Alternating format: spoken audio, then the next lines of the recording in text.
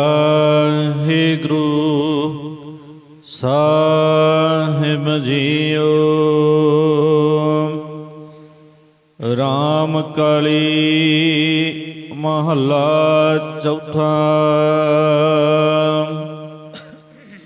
ਸਤਿਗੁਰ ਦਇਆ ਕਰਹੁ ਹਰਿ ਮਿਲਹੁ, ਮੇਰੇ ਪ੍ਰੀਤਮ ਪ੍ਰਾਨ ਹਰਿ ਰਾਇਆ। ਹਮ ਚੇਰੀ ਹੋਏ ਲੱਗਾ ਗੁਰ ਚਰਣੀ, ਜਿਨ ਹਰਿ ਪ੍ਰਭ ਮਾਰਗ ਪੰਥ ਦਿਖਾਇਆ। ਸਤਿਗੁਰ ਦਇਆ ਕਰੋ ਹਰਿ ਮਿਲਹੁ। ਖਾਲਸਾ ਵਾਹਿਗੁਰੂ ਜੀ ਕੀ ਫਤਿਹ। ਕੋਟ ਬ੍ਰਹਮੰਡਾਂ ਦੇ ਮਾਲਕ, ਜੁਗ ਜੁਗੀ ਅਟਲ ਸ਼ਰਧਾ ਅਵਤਾਰ, ਦਸਾਂ ਪਾਤਸ਼ਾਹੀਆਂ ਦੀ ਆਤਮਿਕ ਜੋਤ, ਧੰਨ ਧੰਨ ਸਤਿਗੁਰੂ ਸ੍ਰੀ ਗੁਰੂ ਗ੍ਰੰਥ ਸਾਹਿਬ ਸੱਚੇ ਪਾਤਸ਼ਾਹ ਜੀ ਮਹਾਰਾਜ ਜੀ ਦੀ ਪਵਿੱਤਰ ਪਾਵਨ ਹਜ਼ੂਰੀ ਦੇ ਵਿੱਚ ਜੁੜਮਨ ਬੈਠੀ ਗੁਰੂ ਰੂਪ ਗੁਰੂ ਖਾਲਸਾ ਸਾਧ ਸੰਗਤ ਜੀਓ। ਆਓ ਬੜੀ ਪਿਆਰ ਯਾਰ ਸਤਿਕਾਰ ਦੇ ਨਾਲ ਅੰਮ੍ਰਿਤ ਬਾਣੀ ਹਰ ਹਰ ਤੇਰੀ, ਸੁਣ ਸੁਣ ਹੋਵੇ ਪਰਮ ਗਤ ਮੇਰੀ। ਜਲਨ ਬੁਝੀ ਸੀਤਲ ਹੋਏ ਮਨੁਆ, ਸਤਿਗੁਰ ਕਾ ਦਰਸ਼ਨ ਪਾਏ ਜੀਓ। ਸਤਿਗੁਰਾਂ ਦੀ ਪਵਿੱਤਰ ਅੰਮ੍ਰਿਤ ਬਾਣੀ ਦੀ ਕਥਾ ਵਿਚਾਰ ਵਿਆਖਿਆ ਸੋ ਸਰਵਣ ਕਰਕੇ ਲਾਭ ਪ੍ਰਾਪਤ ਕਰੋ ਜੀ। ਇੱਕ ਵਾਰ ਉਚਾਰਨ ਕਰੋ ਸਤਨਾਮ ਸ੍ਰੀ ਵਾਹਿਗੁਰੂ ਜੀ। ਸਤਨਾਮ ਸ੍ਰੀ ਵਾਹਿਗੁਰੂ ਸਾਹਿਬ ਜੀਓ। ਰਾਮ ਕਲੀ ਮਹੱਲਾ ਚੌਥਾ। ਚੌਥੇ ਪਾਤਸ਼ਾਹ ਧੰਨ ਧੰਨ ਸਤਿਗੁਰੂ ਸ੍ਰੀ ਗੁਰੂ ਰਾਮਦਾਸ ਸਾਹਿਬ ਜੀ ਮਹਾਰਾਜ ਰਾਮ ਕਲੀ ਰਾਗ ਵਿੱਚ ਇਹ ਸ਼ੁਭ ਪਾਵਨ ਉਪਦੇਸ਼ ਦੀ ਬਖਸ਼ਿਸ਼ ਕਰਦੇ ਹਨ। ਸਤਿਗੁਰ ਦਇਆ ਕਰੋ ਹਰਿ ਮਿਲਹੁ। ਹੇ ਸਤਿਗੁਰੂ ਜੀ, ਆਪਣੀ ਮਿਹਰ ਕਰੋ ਅਤੇ ਮੈਨੂੰ ਹਰੀ ਪਰਮਾਤਮਾ ਦੇ ਨਾਲ ਮਿਲਣਾ ਕਰੋ ਜੀ। ਮੇਰੇ ਪ੍ਰੀਤਮ ਪ੍ਰਾਨ ਹਰਿ ਰਾਇਆ। ਕਿਉਂਕਿ ਰਾਜਾ ਰੂਪ ਹਰੀ ਪ੍ਰਭੂ ਮੇਰੇ ਪ੍ਰਾਣਾਂ ਦਾ ਪਿਆਰਾ ਹੈ। ਜਾਂ ਇਹ ਮੇਰੇ ਪ੍ਰਾਣਾਂ ਦੇ ਪ੍ਰੀਤਮ ਪ੍ਰਕਾਸ਼ ਰੂਪ ਹਰੀ ਪ੍ਰਭੂ ਆਪਣੀ ਮਿਹਰ ਕਰਕੇ ਮੈਨੂੰ ਸਤਿਗੁਰੂ ਜੀ ਦੇ ਨਾਲ ਮਿਲਣਾ ਕਰੋ ਜੀ। ਹਮ ਚੇਰੀ ਹੋਏ ਲੱਗਾ ਗੁਰ ਚਰਣੀ, ਮੈਂ ਦਾਸੀ ਹੋ ਕੇ ਗੁਰੂ ਦੇ ਚਰਨੀ ਲੱਗਦੀ ਹਾਂ। ਜਿਨ ਹਰਿ ਪ੍ਰਭ ਮਾਰਗ ਪੰਥ ਦਿਖਾਇਆ। ਜਿਸ ਗੁਰੂ ਨੇ ਮੈਨੂੰ ਸਾਰੇ ਰਸਤਿਆਂ ਵਿੱਚੋਂ ਹਰੇ ਭਰੇ ਕਰਨ ਵਾਲੇ ਪ੍ਰਭੂ ਦਾ ਭਗਤੀ ਸਹਿਤ ਗਿਆਨ ਰੂਪ ਰਸਤਾ ਦਿਖਾਉਣਾ ਕੀਤਾ ਹੈ। ਰਾਮ ਹੇ ਭਾਈ ਜਾਂ ਹੇ ਪਰਮਾਤਮਾ, ਮੈਂ ਹਰ ਹਰ ਨਾਮ ਮਨ ਪਾਇਆ। ਮੈਨੂੰ ਪ੍ਰਭੂ ਦਾ ਹਰ ਹਰ ਨਾਮ ਹਿਰਦੇ ਵਿੱਚ ਚੰਗਾ ਲਗਾਇਆ ਹੈ। ਮੈਂ ਹਰ ਬਿਨ ਅਵਰ ਨ ਕੋਈ ਬੇਲੀ। ਮੇਰਾ ਹਰੀ ਤੋਂ ਬਿਨਾ ਹੋਰ ਕੋਈ ਵੀ ਮੇਰੀ ਮਿੱਤਰ ਨਹੀਂ ਹੈ। ਮੇਰਾ ਪਿਤਾ ਮਾਤਾ ਹਰਿ ਸਿਖਾਇਆ। ਹਰੀ ਪ੍ਰਭੂ ਹੀ ਮੇਰਾ ਪਿਤਾ, ਮਾਂ ਬਾਪ ਅਤੇ ਮਿੱਤਰ ਰੂਪ ਹੈ ਜਾਂ ਸਹਾਇਕ ਹੈ। ਰਹਾਉ ਵਿਸ਼ਰਾਮ ਦੇ ਕਰ ਫੁਰਮਾਨ ਕਰਦੇ ਹਨ।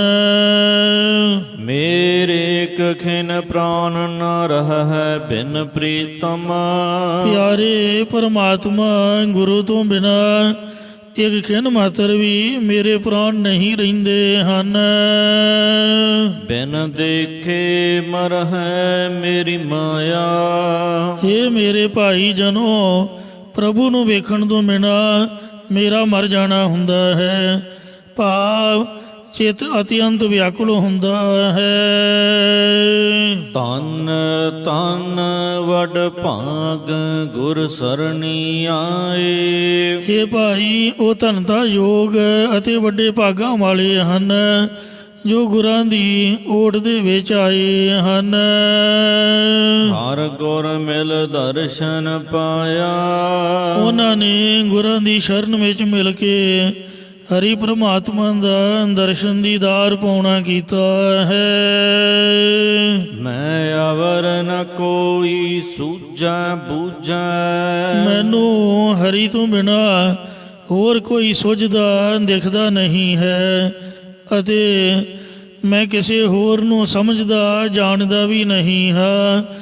ਇਸੇ ਪ੍ਰਕਾਰ ਮੈਂ ਅਵਰ ਨ ਕੋਈ ਸੂਝੈ ਬੂਝੈ, ਹਰੀ ਤੋਂ ਬਿਨਾ ਹੋਰ ਭੇਦਵਾਦ ਸੁਝਦਾ ਨਹੀਂ ਹੈ ਅਤੇ ਹੋਰ ਸਿੱਖਿਆ ਨੂੰ ਪੁੱਛਦਾ ਵੀ ਨਹੀਂ ਹਾਂ। ਮਨ ਹਰ ਜਪ ਜਪੋ ਜਪਾਇਆ, ਮੈਂ ਤਾਂ ਆਪਣੇ ਹਿਰਦੇ ਵਿੱਚ ਗੁਰਾਂ ਦਾ ਜਪਾਇਆ ਹੋਇਆ ਹਰੀ ਦਾ ਜਾਪ ਹੀ ਜਪਦਾ ਹਾਂ।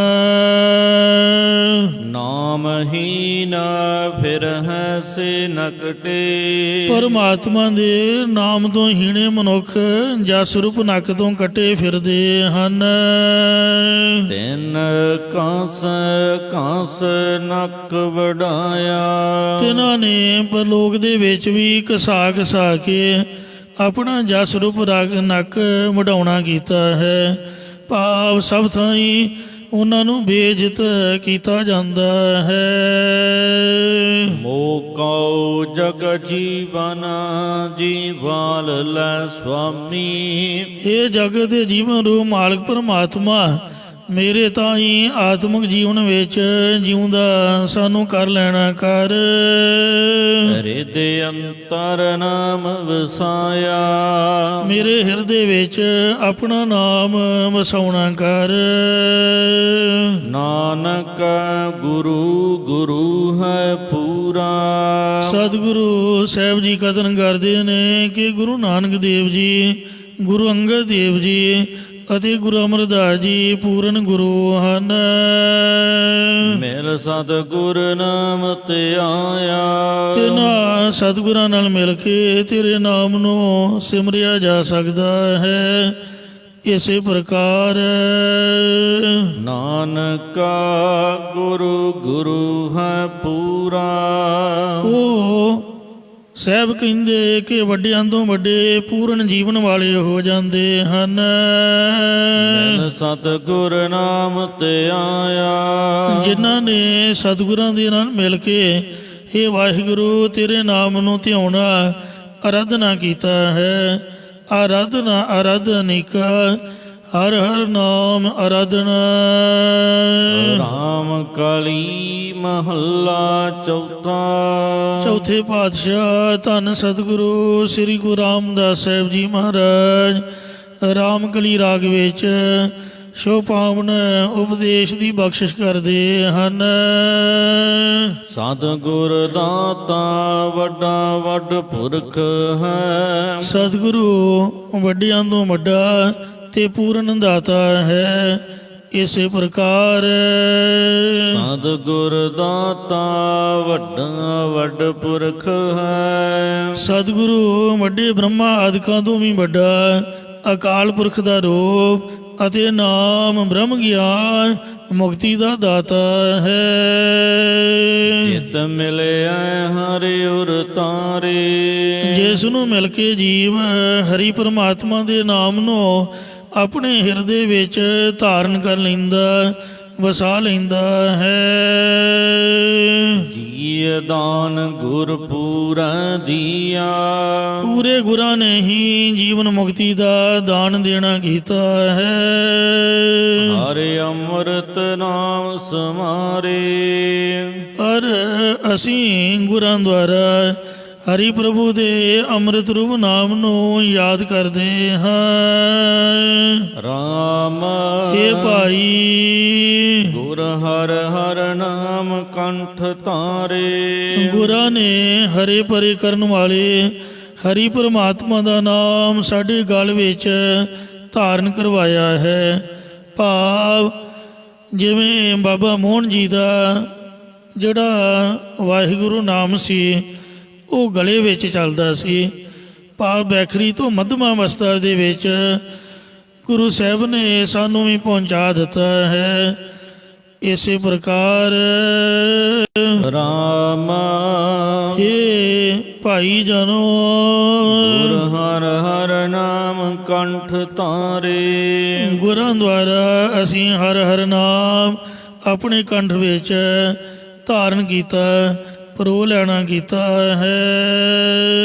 ਗੁਰਮੁਖ ਕਥਾ ਸੁਣੀ ਮਨ ਭਾਈ। ਗੁਰਮੁਖਾਂ ਦੁਆਰਾ ਜਾਂ ਮੁਖੀ ਗੁਰਾਂ ਦੁਆਰਾ ਪ੍ਰਭੂ ਦੀ ਸਰੂਪ ਲਖਣਾ ਤਟਸਥੀ ਲਖਣਾ ਵਾਲੀ ਕਥਾ ਸੁਣਨਾ ਕੀਤੀ ਹੈ। ਧੰਨ ਧੰਨ ਵਡ ਭਾਗ ਹਮਾਰੇ। ਜੋ ਸਾਡੇ ਮਨ ਸਾਡੇ ਹਿਰਦੇ ਵਿੱਚ ਚੰਗੀ ਲੱਗ ਆਈ ਹੈ, ਇਸੇ ਕਰਕੇ ਸਾਡੇ ਭਾਗ ਲੇਖ ਜਿਹੜੇ ਕਰਮ ਨੇ ਵੱਡੇ ਅਤੇ ਧਨ ਦਾ ਯੋਗ ਹਨ। ਰਹਾਉ ਵਿਸ਼ਰਾਮ ਦੇ ਕਰ ਫਰਮਾਨ ਕਰਦੇ ਨੇ। ਕੋਟਾ ਕੋਟਾ 33 ਧਿਆਵ ਹੈ। 33 ਕਰੋੜ ਦੇਵਤੇ ਕਰੋੜਾਂ ਵਾਰ ਜਾਂ 33 ਕਰੋੜ ਦੇਵਤੇ ਤੇ ਕਰੋੜਾਂ ਹੀ ਰਿਸ਼ੀ ਮੁਨੀ ਪ੍ਰਭੂ ਨੂੰ ਧਿਆਉਂਦੇ ਅਰਾਧਦੇ ਹਨ। ਤਾਂ ਕਾ ਅੰਤ ਨ ਪਾਵਹ ਪਾਰੇ। ਪਰ ਉਸ ਪਰਮਾਤਮਾ ਦੇ ਪਾਰ ਉਰਾਰ ਦਾ ਅਖੀਰ ਨਹੀਂ ਪਾ ਸਕਦੇ ਹਨ। ਹਿਰਦੈ ਕਾਮ ਕਾਮਣੀ ਮੰਗ ਹੈ। ਹਿਰਦੇ ਵਿੱਚ ਕਾਮਨਾ ਜਾਂ ਕਾਮ ਵਾਸ਼ਨਾ ਵਸੀ ਹੋਣ ਕਰਕੇ ਇਸਤਰੀ ਮੰਗਦੇ ਹਨ। ਰਿਦ ਮੰਗ ਹਾਥ ਪਸਾਰੇ। ਫਿਰ ਹੱਥ ਪੈ ਲਾ ਕੇ ਰਿਧੀਆਂ ਸਿੱਧੀਆਂ ਮੰਗਦੇ ਰਹਿੰਦੇ ਹਨ। ਹਰ ਜਸ ਜਪ ਜਪ ਵੱਡਾ ਵਡੇਰਾ। ਜੋ ਹਰੀ ਪ੍ਰਮਾਤਮਾ ਦੇ ਕੀਰਤਨ ਦੇ ਜਾਪ ਨੂੰ ਜਪਦਾ ਉਹ ਵੱਡਿਆਂ ਤੋਂ ਵੱਡਾ ਹੈ। ਇਸੇ ਪ੍ਰਕਾਰ ਹਰ ਜਸ ਜਪ ਵੱਡਾ ਵਡੇਰਾ। ਸੋ ਹਰ ਜਸ ਜਪ ਜਪ ਵੱਡਾ ਵਡੇਰਾ। ਹਰੀ ਦਾ ਜਾਸੀ ਸਾਰੇ ਵੱਡਿਆਂ ਤੋਂ ਵੱਡਾ ਹੈ। ਉਹਨੂੰ ਜਪਣ ਵਾਲਾ ਹੋ ਕੇ ਜਪਣਾ ਕਰੋ। ਆਪ ਜਪੋ ਅਵਰੈ ਨਾਮ ਜਪਾਵੋ, ਸੁਣਤ ਕਹਿਤ ਰਹਿਤ ਗਤ ਪਾਵੋ। ਸੋ ਅਸੀਂ ਗੁਰਮੁਖ ਬਣ ਕੇ ਗੁਰਮੁਖ ਰੱਖੋ ਉਰ ਤਾਰੇ। ਜਾਂ ਗੁਰਾਂ ਦੁਆਰਾ ਉਸ ਹਰੀ ਜਾਂ ਹਰੀ ਦੇ ਜਸ ਵਾਹਿਗੁਰੂ ਨਾਮ ਨੂੰ ਆਪਣੇ ਹਿਰਦੇ ਵਿੱਚ ਧਾਰਨ ਕਰਕੇ ਰੱਖਦੇ ਹਾਂ। ਜੇ ਵਡ ਭਾਗ ਹੋਵੇ ਤਾਂ ਜਪੀਐ। ਜੇਕਰ ਬਹੁਤ ਵੱਡੇ ਭਾਗ ਲੇਖ ਕਰਮ ਹੋਣ ਤਾਂ ਹੀ ਪ੍ਰਭੂ ਦਾ ਜਸ ਵਾਹਿਗੁਰੂ ਨਾਮ ਜਪੀਦਾ ਹੈ। ਜੋ ਜਪਦਾ ਹੈ ਹਰ ਭਉ ਜਲ ਪਾਰੇ ਉਤਾਰੇ। ਉਸ ਨੂੰ ਹਰੀ ਪ੍ਰਭੂ ਸੰਸਾਰ ਸਮੁੰਦਰ ਤੋਂ ਪਾਰ ਉਤਾਰ ਦਿੰਦਾ ਹੈ। ਹਰ ਜਨ ਨਿਕਟ ਨਿਕਟ ਹਰ ਜਨ ਹੈ। ਪ੍ਰਭੂ ਸੇਵਕਾਂ ਦੇ ਨੇੜੇ ਵਸਦਾ ਹੈ ਅਤੇ ਸੇਵਕ ਹਰੀ ਦੇ ਨੇੜੇ ਵਸਦੇ ਹਨ। ਹਰ ਰੱਖੈ ਕੰਠ ਜਨ ਧਾਰੇ। ਕਿਉਂਕਿ ਸੇਵਕ ਪਰਮਾਤਮਾ ਨੂੰ ਆਪਣੇ ਕੰਠ ਭਾਵ ਹਿਰਦੇ ਵਿੱਚ ਧਾਰਨ ਕਰਕੇ ਰੱਖਦੇ ਹਨ। ਜਾਂ ਇਸੇ ਪ੍ਰਕਾਰ ਹਰ ਰੱਖੈ ਕੰਠ ਜਨ ਧਾਰੇ। ਪਰਮਾਤਮਾ ਆਪਣੇ ਜਨਾਂ ਨੂੰ ਆਪਣੇ ਅਭੇਦ ਨਿਸ਼ਚੈ ਰੂਪ ਕੰਠ ਵਿੱਚ ਧਾਰਨ ਕਰਕੇ ਰੱਖਦਾ ਹੈ। ਨਾਨਕ ਪਿਤਾ ਮਾਤਾ ਹੈ ਹਰ ਪ੍ਰਭ। ਸਤਿਗੁਰੂ ਮਹਾਰਾਜ ਸਾਹਿਬ ਕਥਨ ਕਰਦੇ ਨੇ ਕਿ ਹਰੇ ਭਰੇ ਕਰਨ ਵਾਲਾ ਪਰਮਾਤਮਾ ਹੀ ਸਾਡਾ ਮਾਂ ਬਾਪ ਹੈ। ਅਸੀਂ ਉਸ ਦੇ ਬਾਰਕ ਬੱਚੇ ਹਾਂ। ਹਮ ਬਾਰਿਕ ਹਰ ਪ੍ਰਤਪਾਰੇ। ਜਿਵੇਂ ਮਾਂ ਪਿਓ ਬੱਚੇ ਦੀ ਪਾਲਣਾ ਕਰਦੇ ਨੇ, ਹਰੀ ਪਰਮਾਤਮਾ ਆਪ ਹੀ ਸਾਡੇ ਤਾਈਂ ਪਾਲਣਾ ਕਰਦਾ ਹੈ। ਤੁਮ ਦਾਤੇ ਠਾਕੁਰ ਪ੍ਰਤਪਾਲਕ, ਨਾਇਕ ਖਸਮ ਹਮਾਰੇ। ਨਿਮਕ ਨਿਮਕ ਤੁਮ ਹੀ ਪ੍ਰਤਪਾਲੋ, ਹਮ ਬਾਰਿਕ ਤੁਮਰੇ ਤਾਰੇ। ਜਿਹਵਾ ਏਕ ਕਮਨ ਗੁਣ ਕਹੀਐ, ਬੇਸੁਮਾਰ ਬੇਅੰਤ ਸੁਆਮੀ। ਤੇਰੋ ਅੰਤ ਨ ਕਿਨਹੀ ਲਹੀਐ। ਰਾਗ ਰਾਮ ਕਲੀ ਮਹੱਲਾ ਪੰਜਵਾ। ਸਾਧ ਸੰਗਤ ਜੀਓ, ਇੱਥੇ 18 ਸ਼ਬਦ ਧੰਨ ਸ੍ਰੀ ਗੁਰੂ ਰਾਮਦਾਸ ਮਹਾਰਾਜ ਜੀ ਦੇ ਸੰਪੂਰਨ ਹੋਏ ਹਨ। ਹੁਣ ਰਾਮਕਲੀ ਰਾਗ ਦੇ ਵਿੱਚ ਪੰਜਵੇਂ ਪਾਤਸ਼ਾਹ ਧੰਨ ਸਤਿਗੁਰੂ ਅਰਜਨ ਦੇਵ ਸਾਹਿਬ ਜੀ ਮਹਾਰਾਜ ਖੁਦ ਆਪਦੀ ਬਾਣੀ ਲਿਖਵਾ ਰਹੇ ਹਨ। ਘਰ ਪਹਿਲਾ। ਪਹਿਲੇ ਸੁਰਤਾਲ ਦੇ ਵਿੱਚ ਵਾਹਿਗੁਰੂ ਜੀ ਦੇ ਅੱਗੇ ਪ੍ਰਾਰਥਨਾ ਕਰਨ ਦੀ ਜਾਚ ਦੱਸ ਰਹੇ ਹਨ। ਇੱਕ ਓੰਕਾਰ। ਬੀਜ ਮੰਤਰ ਉਚਾਰਨ ਕਰਕੇ ਪਹਿਲਾਂ ਪ੍ਰਭੂ ਦਾ ਮੰਗਲ ਕਰਦੇ ਨੇ ਕਿ ਇੱਕ ਦੁਤੀ ਬ੍ਰਹਮ ਓੰਕਾਰ ਸਰਬ ਦਾ ਪ੍ਰਕਾਸ਼ਕ ਹੈ। ਸਤਿਗੁਰ ਪ੍ਰਸਾਦ। ਜੋ ਸਤਿਗੁਰਾਂ ਦੀ ਪ੍ਰਸਾਦ ਕਿਰਪਾ ਦੁਆਰਾ ਪ੍ਰਾਪਤ ਹੁੰਦਾ ਹੈ। ਕਿਰਪਾ ਕਰਹੁ ਦੀਨ ਕੇ ਦਾਤੇ। ਇਹ ਗਰੀਬਾਂ ਦੇ ਦਾਤੇ ਪ੍ਰਮਾਤਮਾ, ਮੇਰੇ ਤੇ ਆਪਣੀ ਕਿਰਪਾ ਮਿਹਰ ਕਰੋ ਜੀ। ਮੇਰਾ ਗੁਣ ਅਵਗੁਣ ਨਾ ਵਿਚਾਰਹ ਕੋਈ। ਮੇਰਾ ਗੁਣ ਅਤੇ ਅਵਗਣ ਕੋਈ ਅਵਗਣ ਨਾ ਵਿਚਾਰ ਨਾ ਕਰੋ ਜੀ।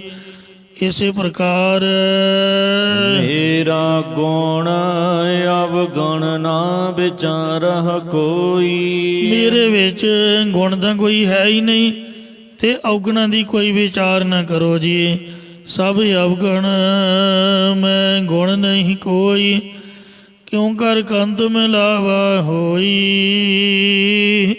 ਨਾ ਮੈਂ ਰੂਪ ਨਾ ਬੰਕੇ ਨੈਣਾ, ਨਾ ਕੁਲ ਢੰਗ ਨਾ ਮੀਠੇ ਬੈਣਾ।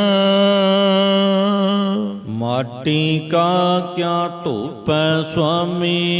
ਇਹ ਮਾਲਕ ਪਰਮਾਤਮਾ, ਜਿਵੇਂ ਮਿੱਟੀ ਦਾ ਮੈਲਾਪਣ ਕੀ ਧੋਤਾ ਜਾ ਸਕਦਾ ਹੈ। ਮਾਨਸ ਕੀ ਗਤ ਇਹੀ। ਜਿਵੇਂ ਮਨੁੱਖਾ ਸਰੀਰ ਦੀ ਵੀ ਇਹੋ ਜਿਹੀ ਹਾਲਤ ਹੈ। ਭਾਵ ਪੰਜਾਂ ਤੱਤਾਂ ਨੂੰ ਮਿੱਟੀ ਦੀ ਬਣੀ ਹੋਈ ਇਹ ਮਨੁੱਖਾ ਦੇਹੀ ਪਰਮਾਤਮਾ ਦੇ ਨਾਮ ਤੋਂ ਬਿਨਾਂ ਵਰਤ ਤੀਰਥ ਯਾਤਰਾ ਨੇਤੀ ਧੋਤੀ ਆਦਿਕ ਸਾਧਨਾ ਕਰਕੇ ਸ਼ੁੱਧ ਨਹੀਂ ਹੋ ਸਕਦੀ ਹੈ। ਮੇਰੇ ਮਨ। ਇਹ ਮੇਰੇ ਮਨ ਸਤਿਗੁਰ ਸੇਵ ਸੁਖ ਹੋਈ। ਸਤਿਗੁਰਾਂ ਦੀ ਸੇਵਾ ਟਹਿਲ ਕਰ, ਜਿਸ ਕਰਕੇ ਤੈਨੂੰ ਆਤਮਕ ਆਨੰਦ ਦੀ ਪ੍ਰਾਪਤੀ ਹੋਵੇਗੀ।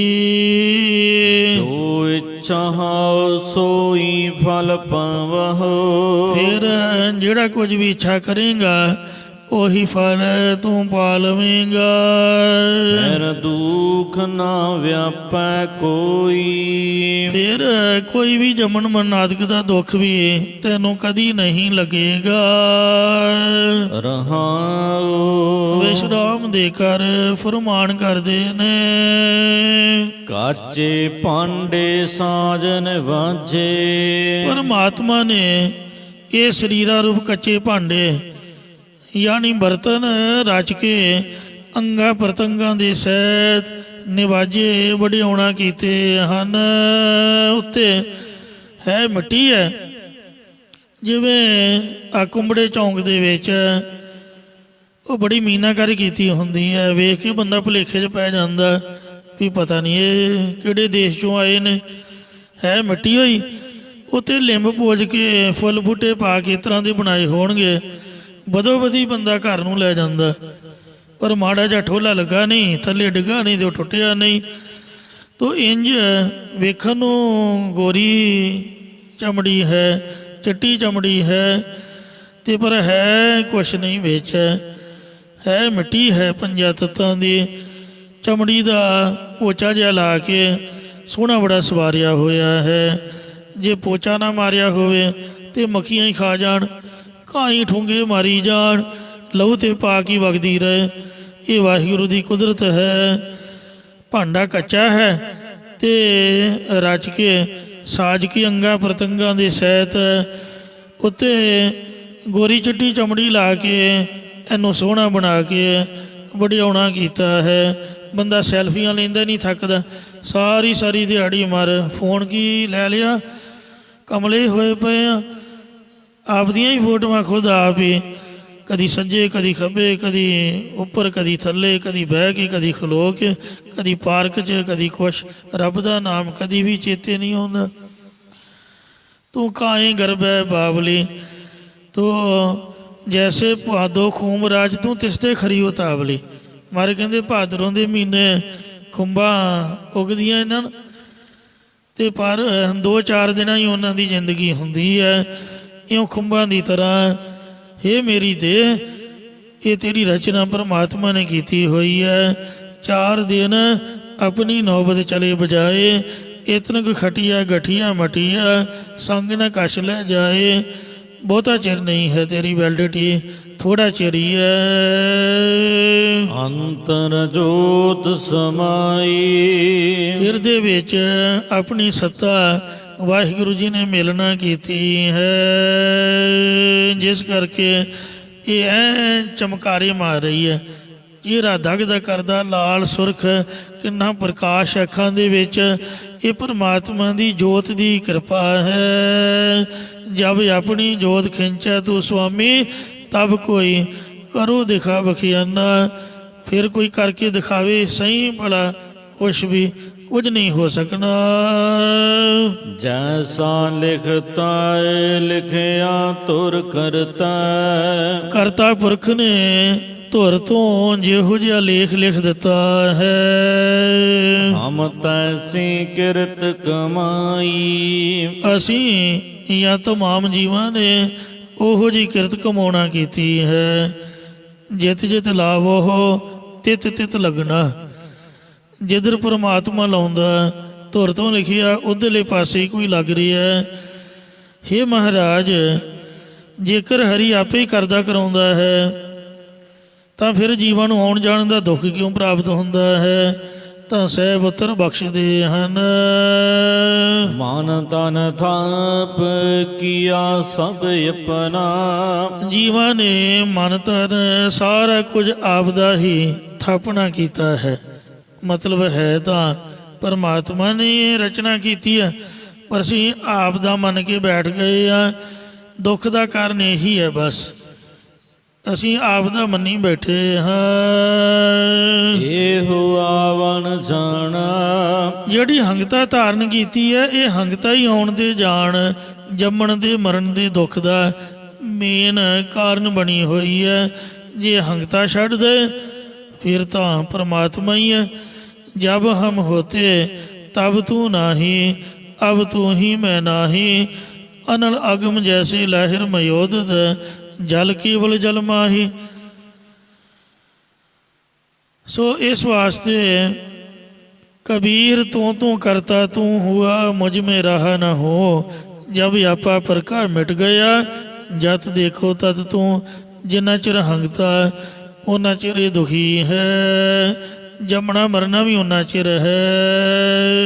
ਜਿਨ ਦੀਆ ਸੋ ਚਿਤ ਨ ਆਵੈ। ਇਹ ਜਿਹੜੀ ਕਾਇਆ ਹੈ, ਇਹ ਜਿਹੜੀ ਦੇਹ ਹੈ, ਦਿੱਤੀ ਤਾਂ ਪਰਮਾਤਮਾ ਨੇ ਹੈ, ਪਰ ਜੀਵ ਕਿੰਨਾ ਮੂਰਖ ਹੈ। ਜਿਸ ਪਰਮਾਤਮਾ ਨੇ ਸਭ ਕੁਝ ਦੇਣਾ ਕੀਤਾ ਹੈ, ਉਹ ਇਹਨਾਂ ਦੇ ਚੇਤੇ ਹੀ ਨਹੀਂ ਆਉਂਦਾ ਹੈ। ਜੋ ਮਹਾਰਾਜ ਦੇ ਨਾਲ ਵਾਅਦਾ ਕੀਤਾ ਸੀਗਾ ਕਿ ਇਹ ਪਰਮਾਤਮਾ ਸਾਨੂੰ ਦੁਨੀਆ ਦੇ ਦਰਸ਼ਨ ਦਿਖਾ, ਅਸੀਂ ਤੇਰਾ ਦਸਵੰਧ ਕੱਢਿਆ ਕਰਾਂਗੇ, ਪੈਸੇ ਵਿੱਚੋਂ ਵੀ ਅਤੇ ਸਮੇਂ ਵਿੱਚੋਂ ਵੀ। ਉਹ ਆਪਾਂ ਭੁੱਲ ਗਏ ਹਾਂ। ਨਾ ਤਾਂ ਮਾਇਆ ਵਿੱਚੋਂ ਰੱਬ ਦਾ ਹਿੱਸਾ ਕੱਢਦੇ ਹਾਂ, ਅਤੇ ਨਾ ਹੀ 24 ਘੰਟਿਆਂ ਵਿੱਚੋਂ 2.5 ਘੰਟੇ ਪ੍ਰਭੂ ਦੇ ਲੇਖੇ ਲਾਉਂਦੇ ਆ। ਸਾਰਾ ਕੁਛ ਆਪਣੇ ਵਾਸਤੇ ਹੀ ਵਰਤੀ ਜਾਂਦੇ ਹਾਂ। ਜਿਹੜੇ ਗੁਰਮੁਖ ਨੇ ਉਹਨਾਂ ਗੁਰਮੁਖਾਂ ਕਰਾਂ ਉੱਪਰ ਹਰ ਚੇਤਿਆ, ਸੇ ਪਾਇਨ ਮੁਖ ਦੁਆਰ। ਆਪਦੇ ਕੀਤੇ ਕੌਲ ਇਕਰਾਰਾਂ ਮੁਤਾਬਕ ਪ੍ਰਭੂ ਨੂੰ ਚਿੰਤਨ ਕੀਤਾ, ਜਿਸ ਕਰਕੇ ਉਹ ਮੁਕਤੀ ਦਾ ਦਰਵਾਜ਼ਾ ਗਿਆਨ ਦੀ ਪ੍ਰਾਪਤੀ ਕਰਦੇ ਹਨ। ਤੋ ਇਸ ਲਈ ਆਪਾਂ ਭੁੱਲ ਗਏ ਹਾਂ। ਨਵੇਂ ਪਾਤਸ਼ਾਹ ਜੀ ਨੇ ਸਾਨੂੰ ਯਾਦ ਦਿਲਾਈ ਹੈ। ਤਿਲੰਗ ਮਹੱਲਾ ਨਾਵਾ, ਚੇਤਨਾ ਹੈ ਤੋ ਚੇਤ ਲੈ, ਨਿਸ ਦਿਨ ਮੈਂ ਪ੍ਰਾਨੀ। ਛਿਨ ਛਿਨ ਔਦ ਬੇਹਾਤ ਹੈ, ਫੂਟੇ ਘਟ ਜਿਉ ਪਾਣੀ। ਜਿਵੇਂ ਕੱਚਾ ਘੜਾ ਫੁੱਟਣ ਤੋਂ ਝਾਟੀ ਪਾਣੀ ਨਿਕਲ ਜਾਂਦਾ, ਇੰਜ ਸੋ ਜਿਉਂ ਬਾਲੂ ਕੀ ਭੀਤ, ਇਹ ਰੇਤ ਦੀ ਕੰਧ ਦੀ ਤਰ੍ਹਾਂ ਹੈ। ਕਾਜ ਗਗਰੀਆ ਅੰਬ ਮੰਜਰੀਆ, ਕੱਚੀ ਗਗਰੀ ਦੀ ਤਰ੍ਹਾਂ ਹੈ। ਜਦ ਕਾਲ ਰੂਪੀ ਠੋਲਾ ਵੱਜੇਗਾ, ਇਹ ਫੁੱਟ ਜਾਏਗੀ ਦੇ ਸਵਾਸ, ਇਹ ਪਾਣੀ ਰੂਪ ਸਾਰੇ ਰੁੜ ਜਾਣਗੇ, ਫਿਰ ਪੱਲੇ ਕੁਛ ਨਹੀਂ ਪੈਣਾ। ਇਸ ਲਈ ਚੇਤਨਾ ਹੈ ਤੋ ਚੇਤ ਲੈ, ਨਿਸ ਦਿਨ ਮੈਂ ਪ੍ਰਾਣੀ। ਛਿਨ ਛਿਨ ਔਧ ਬੇਹਾਤ ਹੈ, ਫੂਟੇ ਘਟ ਜਿਉ ਬਾਣੀ। ਖਿਨ ਖਿਨ ਘਾਲ ਕਰਕੇ ਉਮਰ ਬੀਤਦੀ ਜਾਂਦੀ ਹੈ। ਮੋਹੇ ਅੰਦਰ ਪਟਾਣਾ, ਇਹਨੂੰ ਰੱਬ ਚੇਤੇ ਕਿਉਂ ਨਹੀਂ ਆਉਂਦਾ? ਕਿਉਂਕਿ ਅਗਿਆਨੀ ਜੀਵ ਮਾਇਆ ਵਿੱਚ, ਪਦਾਰਥਾਂ ਦੇ ਮੋਹ ਦੇ ਵਿੱਚ ਲੰਬੜ ਹੋਏ ਰਹਿੰਦੇ ਹਨ। ਜਿਨ ਕੀਆ ਸੋਈ ਪ੍ਰਭ ਜਾਣੈ, ਜਿਸ ਪਰਮਾਤਮਾ ਨੇ ਸੰਸਾਰ ਪੈਦਾ ਕੀਤਾ, ਉਹੀ ਪਰਮਾਤਮਾ ਹੀ ਇਸ ਦੇ ਖਾਣ ਦੀ, ਪੈਰਨ ਆਦਿਕ ਦੀ ਗਤੀ ਨੂੰ ਖੁਦ ਆਪ ਜਾਣਦਾ ਹੈ। ਇਸੇ ਪ੍ਰਕਾਰ ਜਿਨ ਕੀਆ ਸੋਈ ਪ੍ਰਭ ਜਾਣੈ, ਜਿਸ ਨੇ ਕੁਝ ਨਾਮ ਦਾ ਅਭਿਆਸ ਕੀਤਾ ਹੈ, ਉਹੀ ਪ੍ਰਮਾਤਮਾ ਨੂੰ ਜਾਣ ਸਕਦਾ ਹੈ। ਹਰ ਕਾ ਮਹਲ ਅਪਾਰਾ, ਪਰਮਾਤਮਾ ਦਾ ਤੁਰਿਆ ਪਦ ਸਰੂਪ ਰੂਪੀ ਮਹਲ, ਇਹ ਪਾਰਾਵਾਰ ਤੋਂ ਰਹਿਤ ਹੈ। ਭਗਤ ਕਰੀ ਹਰ ਕੇ ਗੁਣ ਗਾਵਾ, ਸਤਿਗੁਰੂ ਸਾਹਿਬ ਜੀ ਕਥਨ ਕਰਦੇ ਨੇ ਕਿ ਹੇ ਹਰੀ, ਮੈਂ ਨਾਨਕ ਦਾਸ ਤੁਮਾਰਾ, ਤੇਰਾ ਦਾਸ ਸੇਵਕ ਹਾਂ। ਸਗਲ ਦੁਆਰ ਕੋ ਛਾੜ ਕੇ ਗਹਿਓ ਤੁਹਾਰੋ ਦੁਆਰ, ਬਾਹੀ ਗਹੀ ਕੀ ਲਾਜ ਅਸ, ਗੋਬਿੰਦ ਦਾਸ ਤੁਹਾਰ। ਸ੍ਰੀ ਗੁਰੂ ਗੋਬਿੰਦ ਸਿੰਘ ਜੀ ਨੇ ਆਪਣੇ ਆਪ ਨੂੰ ਵਾਹਿਗੁਰੂ ਜੀ ਦਾ ਦਾਸ ਕਿਹਾ। ਪਹਿਲੇ ਪਾਤਸ਼ਾਹ ਜੀ ਨੇ ਵੀ ਅੰਤਰਜਾਮੀ ਪੁਰਖ ਵਿਦਾਤੇ, ਸਰਦਾ ਮਨ ਕੀ ਪੂਰੇ, ਨਾਨਕ ਦਾਸ ਇਹ ਸੁਖ ਮੰਗੈ। ਨਿਮਰਤਾ ਵਾਲੀ ਬਚਨ ਗਏ ਨੇ, ਮੋਖੋ ਕਰ ਸੰਤਨ ਕੀ ਧੂਰੇ। ਤੋ ਇਹ ਵਾਹਿਗੁਰੂ ਜੀ, ਮੈਂ ਆਪ ਜੀ ਦਾ ਦਾਸ ਹਾਂ। ਇਹ ਹਰੀ, ਤੁਸੀਂ ਆਪਣੀ ਕਿਰਪਾ ਕਰੋ ਮੇਰੇ 'ਤੇ, ਜਿਸ ਕਰਕੇ ਮੈਂ ਤੁਹਾਡੀ ਪ੍ਰੇਮਾ ਭਗਤੀ ਕਰਦਾ ਰਹਾ ਅਤੇ ਆਪ ਜੀ ਦੇ ਗੁਣਾਂ ਨੂੰ ਹਮੇਸ਼ਾ ਹੀ ਗਾਉਂਦਾ ਰਹਾ ਜੀ। ਵਿਸਰ ਨਾਹੀਂ ਦਾਤਾਰ, ਆਪਣਾ ਨਾਮ ਦੇਹੋ, ਗੁਣ ਗਾਵਾਂ ਦਿਨ ਰਾਤ, ਨਾਨਕ ਚਾਹੋ ਇਹੋ। ਰਾਮ ਕਲੀ ਮਹੱਲਾ ਪੰਜਵਾ, ਰਾਮ ਕਲੀ ਰਾਗ ਵਿੱਚ ਸਤਿਗੁਰੂ ਪੰਜਵੇਂ ਪਾਤਸ਼ਾਹ ਸ੍ਰੀ ਗੁਰੂ ਅਰਜਨ ਦੇਵ ਸਾਹਿਬ ਜੀ ਇਹ ਅਗਲਾ ਸ਼ਬਦ ਉਚਾਰ ਰਹੇ ਹਨ।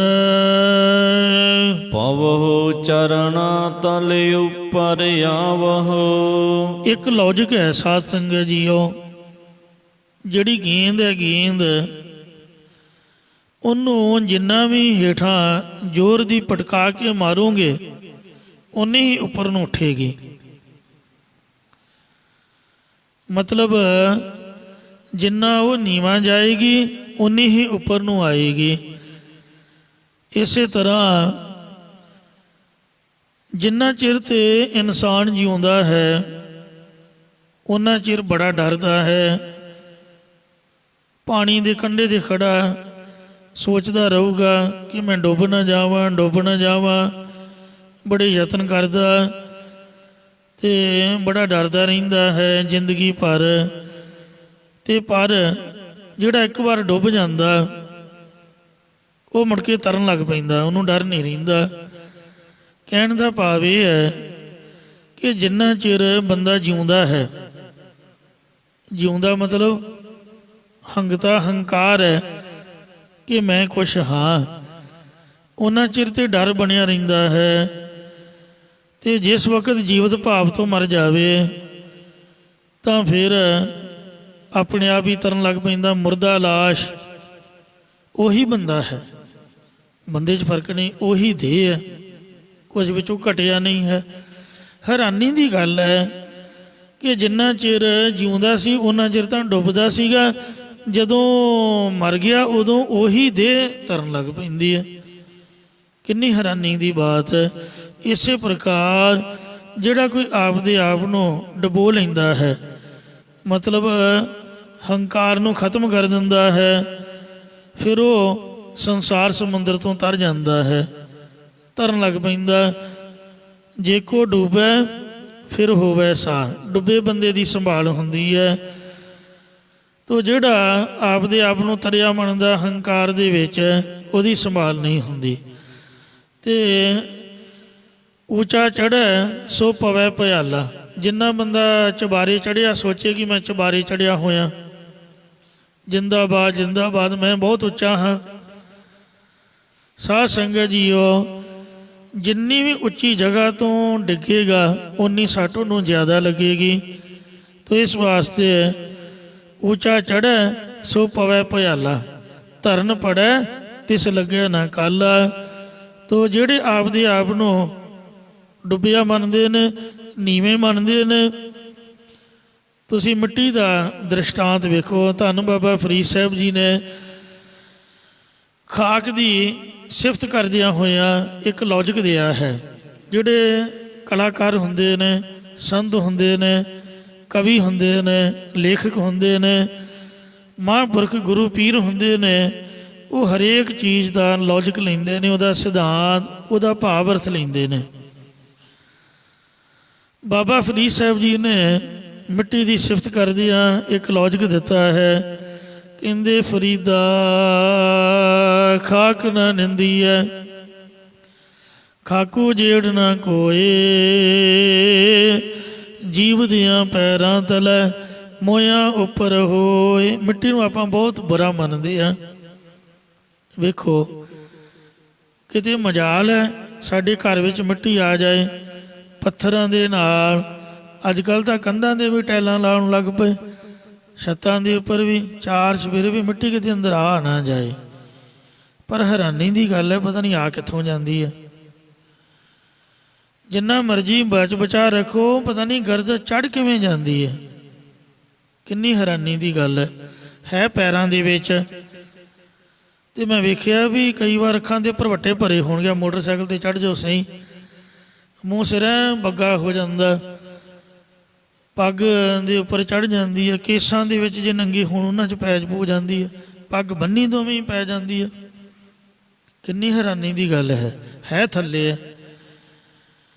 ਫਿਰ ਸਾਰੀ ਉਮਰ ਵੇਖੋ ਇਨਸਾਨ ਡਰਦਾ ਰਹਿੰਦਾ ਵੀ ਮਿੱਟੀ ਕਿਤੇ ਮਾੜੀ ਜਿਹੀ ਉਂਗਲ ਬਣਾ ਲੱਗ ਜੇ, ਕਿਤੇ ਸਾਨੂੰ ਦਾਗ ਨਾ ਲੱਗ ਜੇ। ਕਈ ਤਾਂ ਮੱਥਾ ਹੀ ਨਹੀਂ ਟੇਕਦੇ ਮੇਰੇ ਵਰਗੇ, ਇੰਨੇ ਹੰਕਾਰੀ ਨੇ ਵੀ ਸਾਡਾ ਪਾਊਡਰ ਕਿਤੇ ਕਰੀਮ ਨਾ ਲੱਥ ਜੇ ਜਿਹੜੀ ਆਪਾਂ ਸਵਾਰ ਕੇ ਆਏ ਹੋਏ ਹਾਂ। ਮੱਥਾ ਟੇਕਣ ਤੋਂ ਤੇ ਸਾਡਾ ਕਿਤੇ ਚਿਹਰਾ ਮੂਹਰਾ ਖਰਾਬ ਨਾ ਹੋ ਜਾਏ, ਉਹ ਦੂਰੋਂ ਹੀ ਹੱਥ ਜੋੜ ਕੇ ਸਿਰ ਨਵਾ ਦਿੰਦੇ ਨੇ।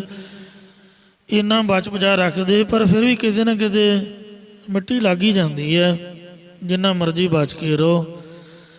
ਫਰੀਦ ਸਾਹਿਬ ਜੀ ਕਹਿੰਦੇ ਨਾ ਡਰਦੇ ਕਿਉਂ ਭਾਈ? ਵੇਖੋ ਛੋਟਾ ਜਿਹਾ ਬੱਚਾ ਜਿੰਨਾ ਵੀ ਮਿੱਟੀ ਵਿੱਚ ਖੇਡਦਾ ਹੈ ਓਨੀ ਉਹਦੀ ਸਿਹਤ ਤੰਦਰੁਸਤ ਰਹਿੰਦੀ ਹੈ। ਜੇ ਬੱਚਾ ਹੇਠਾਂ ਨਾ ਖੇਡੇ ਉਹ ਪ੍ਰਫੁੱਲਤ ਨਹੀਂ ਹੁੰਦਾ ਹੈ। ਤੋ ਇਸ ਲਈ ਬੱਚਾ ਜੰਮਿਆ ਵੀ ਮਿੱਟੀ 'ਚੋਂ, ਖੇਡਿਆ ਵੀ ਮਿੱਟੀ ਵਿੱਚ, ਤੇ ਸਾਰੀ ਉਮਰ ਮਿੱਟੀ ਦੇ ਵਿੱਚ ਹੀ ਘੁਲਦਾ ਰਿਹਾ। ਆ ਕਿਸਾਨ ਸਾਡੇ ਵੇਖੋ ਮਿੱਟੀ ਨਾਲ ਘੁਲ ਕੇ ਵੇਖੋ ਕਿੰਨੀਆਂ ਵਧੀਆ ਵਧੀਆ ਚੀਜ਼ਾਂ ਪੈਦਾ ਕਰ ਦਿੰਦੇ ਨੇ। ਸੋਹਣੀ ਬੜੀ ਫਸਲ ਵਾੜੀ, ਅੰਨ ਖਾਣਾ, ਕੱਪੜ ਪਹਿਨਣ ਦੀ ਆ, ਇਹ ਸਭ ਮਿੱਟੀ ਦੇ ਵਿੱਚੋਂ ਹੀ ਪੈਦਾ ਹੁੰਦਾ। ਖਣਿਜ ਪਦਾਰਥ ਆਦਿਕ ਧਾਤਾਂ ਜੋ ਸੋਨਾ ਚਾਂਦੀ ਪੱਥਰ ਸਭ ਮਿੱਟੀ ਦੀ ਦੇਣ। ਤੇ ਜਦ ਇਨਸਾਨ ਚੜ੍ਹਾਈ ਕਰਦਾ ਹੈ ਉਦੋਂ ਵੀ ਮਿੱਟੀ ਆਪ ਦੀ ਗੋਦ ਵਿੱਚ ਸਮੋ ਲੈਂਦੀ ਹੈ। ਜੇ ਤਾਂ ਕੋਈ ਸੰਸਕਾਰ ਕਰੇ ਤਾਂ ਵੀ ਸਵਾਹ ਦੀ ਢੇਰੀ ਮਿੱਟੀ 'ਚ ਮਿਲ ਜਾਣੀ ਹੈ। ਅਤੇ ਜੇ ਕੋਈ ਇਸ ਨੂੰ ਧਰਤੀ ਦੇ ਵਿੱਚ ਦੱਬ ਦੇਵੇ ਅਤੇ ਤਾਂ ਵੀ ਪਿੰਜਰ ਹੀ ਰਹਿ ਜਾਣਾ, ਬਾਕੀ ਸਭ ਮਿੱਟੀ ਹੋ ਜਾਣਾ। ਇਸ ਲਈ ਬਾਬਾ ਫਰੀਦ ਸਾਹਿਬ ਜੀ ਨੇ ਸਾਨੂੰ ਸਮਝਾਇਆ ਹੈ ਕਿ ਮਿੱਟੀ ਵਿੱਚ ਬੜਾ ਗੁਣ ਜੇ, ਮਿੱਟੀ ਦੀ ਨਿੰਦਿਆ ਨਾ ਕਰੋ, ਮਿੱਟੀ ਤੋਂ ਡਰੋ ਨਾ, ਇਹਨੂੰ ਮਾੜਾ ਨਾ ਆਖੋ। ਫਰੀਦਾ ਖਾਕ ਨਾ ਨਿੰਦੀਐ, ਖਾਕੂ ਜੇੜ ਨਾ ਕੋਏ, ਜੀਵ ਦਿਆਂ ਪੈਰਾਂ ਤਲੈ ਮੋਇਆ ਉੱਪਰ ਹੋਏ।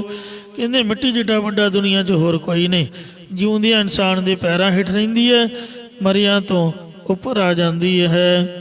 ਇਸੇ ਵਾਸਤੇ ਗੁਰੂ ਘਰ ਵਿੱਚ ਨਿਮਰਤਾ ਰੱਖਣ ਦੀ ਆਗਿਆ ਕੀਤੀ ਗਈ ਹੈ ਕਿ ਸੰਗਤ ਦੇ ਚਰਨਾਂ ਦੀ ਜੇ ਧੂੜੀ ਬਣ ਜਾਏ ਤਾਂ ਫਿਰ ਸਭ ਤੋਂ ਸ਼੍ਰੋਮਣੀ ਬਣ ਜਾਏਗਾ। ਪਵੋ ਚਰਨਾ ਤਲ, ਸੋ ਉੱਪਰ ਆਵੋ। ਸੰਤਾਂ ਦੀ ਸ਼ਰਨ ਦੇ ਵਿੱਚ ਆ ਕੇ ਉਹਨਾਂ ਦੇ ਪੈਰਾਂ ਵਿੱਚ ਲੰਮੇ ਪੈ ਜਾਓ। ਜਿਸ ਤਰ੍ਹਾਂ ਭਗਤ ਕਬੀਰ ਸਾਹਿਬ ਜੀ ਰਾਮਾਨੰਦ ਜੀ ਪੈਰਾਂ 'ਚ ਪੈ ਗਏ ਸਨ। ਹੋਏ ਬਰਕਤ ਬਨਾਰਸੀ, ਰਹਿੰਦਾ ਰਾਮਾਨੰਦ ਗੋਸਾਈ, ਅੰਮ੍ਰਿਤ ਵੇਲੇ ਉੱਠ ਕੇ ਜਾਂਦਾ ਗੰਗਾ ਨਹਾਵਣ ਤਾਈ, ਅੱਗੋਂ ਹੀ ਦੇ ਜਾਈ ਕੇ ਲੰਮਾ ਪਿਆ ਕਬੀਰ ਤਥਾਈ, ਪੈਰੀ ਟੋਂਬੇ ਉਠਾ ਲਿਆ ਬੋਲੋ ਰਾਮ, ਸਿੱਖ ਸਮਝਾਈ, ਉੱਠ ਰਾਮ ਕੇ ਰਾਮ ਕਹੋ। ਉਹਦੇ ਤੋਂ ਕਿਰਪਾ ਹੋ ਗਈ ਪੈਰਾਂ 'ਚ ਪੈਣ ਤੋਂ ਹੀ। ਕਬੀਰ ਸਾਹਿਬ ਜੀ ਨੇ ਇਸੇ ਵਾਸਤੇ ਇਹ ਲੌਜਿਕ ਦਿੱਤਾ ਹੈ ਕਿ ਭਾਈ ਜੇ ਗੁਰੂ ਘਰ ਦੀ ਸ਼ਰਨ ਵਿੱਚ ਆ ਜਾਓਗੇ ਤੁਹਾਡੀ ਮੁਕਤੀ ਹੋ ਜਾਏਗੀ। ਮੈਂ ਤਾਂ ਇਹੀ ਅਰਦਾਸ ਕਰਦਾ ਕਿ ਜਦ ਮੈਂ ਮਰਾਂ ਤਾਂ ਮੈਂ ਗੁਰਦੁਆਰੇ ਦੀਆਂ ਦਹਿਲੀਜ਼ਾਂ 'ਤੇ ਮਰਾਂ। ਕਬੀਰ ਮੋਹੇ ਮਰਨੇ ਕਾ ਚਾਉ ਹੈ, ਮਰੋ ਤਾਂ ਹਰ ਕੈ ਦੁਆਰ। ਹਰੀ ਦੇ ਦਰਵਾਜ਼ੇ 'ਤੇ ਮਰਾਂ, ਮਤ ਹਰ ਪੁੱਛੈ ਕੌਣ ਹੈ। ਮਰੇ ਪਏ ਨੂੰ ਮਤਾਂ ਗੁਰੂ ਸਾਹਿਬ ਵੇਖ ਕੇ ਪੁੱਛ ਹੀ ਲੈਣ ਵੀ ਇਹ ਕਿਹੜਾ ਪਿਆ ਹੈ ਨਿਕੰਮਾ। ਇੰਨੇ ਨਾਲ ਹੀ ਮੇਰੀ ਮੁਕਤੀ ਹੋ ਜਾਏਗੀ। ਜੇ ਮਹਾਰਾਜ ਦੀ ਨਿਗਾਹ ਪੈ ਗਈ ਤਾਂ ਉਹਨਾਂ ਨੇ ਮੈਨੂੰ ਪੁੱਛ ਲਿਆ। ਮਤ ਹਰ ਪੁੱਛੈ ਕੌਣ ਹੈ, ਪਰਾ ਹਮਾਰੇ ਬਾਰ।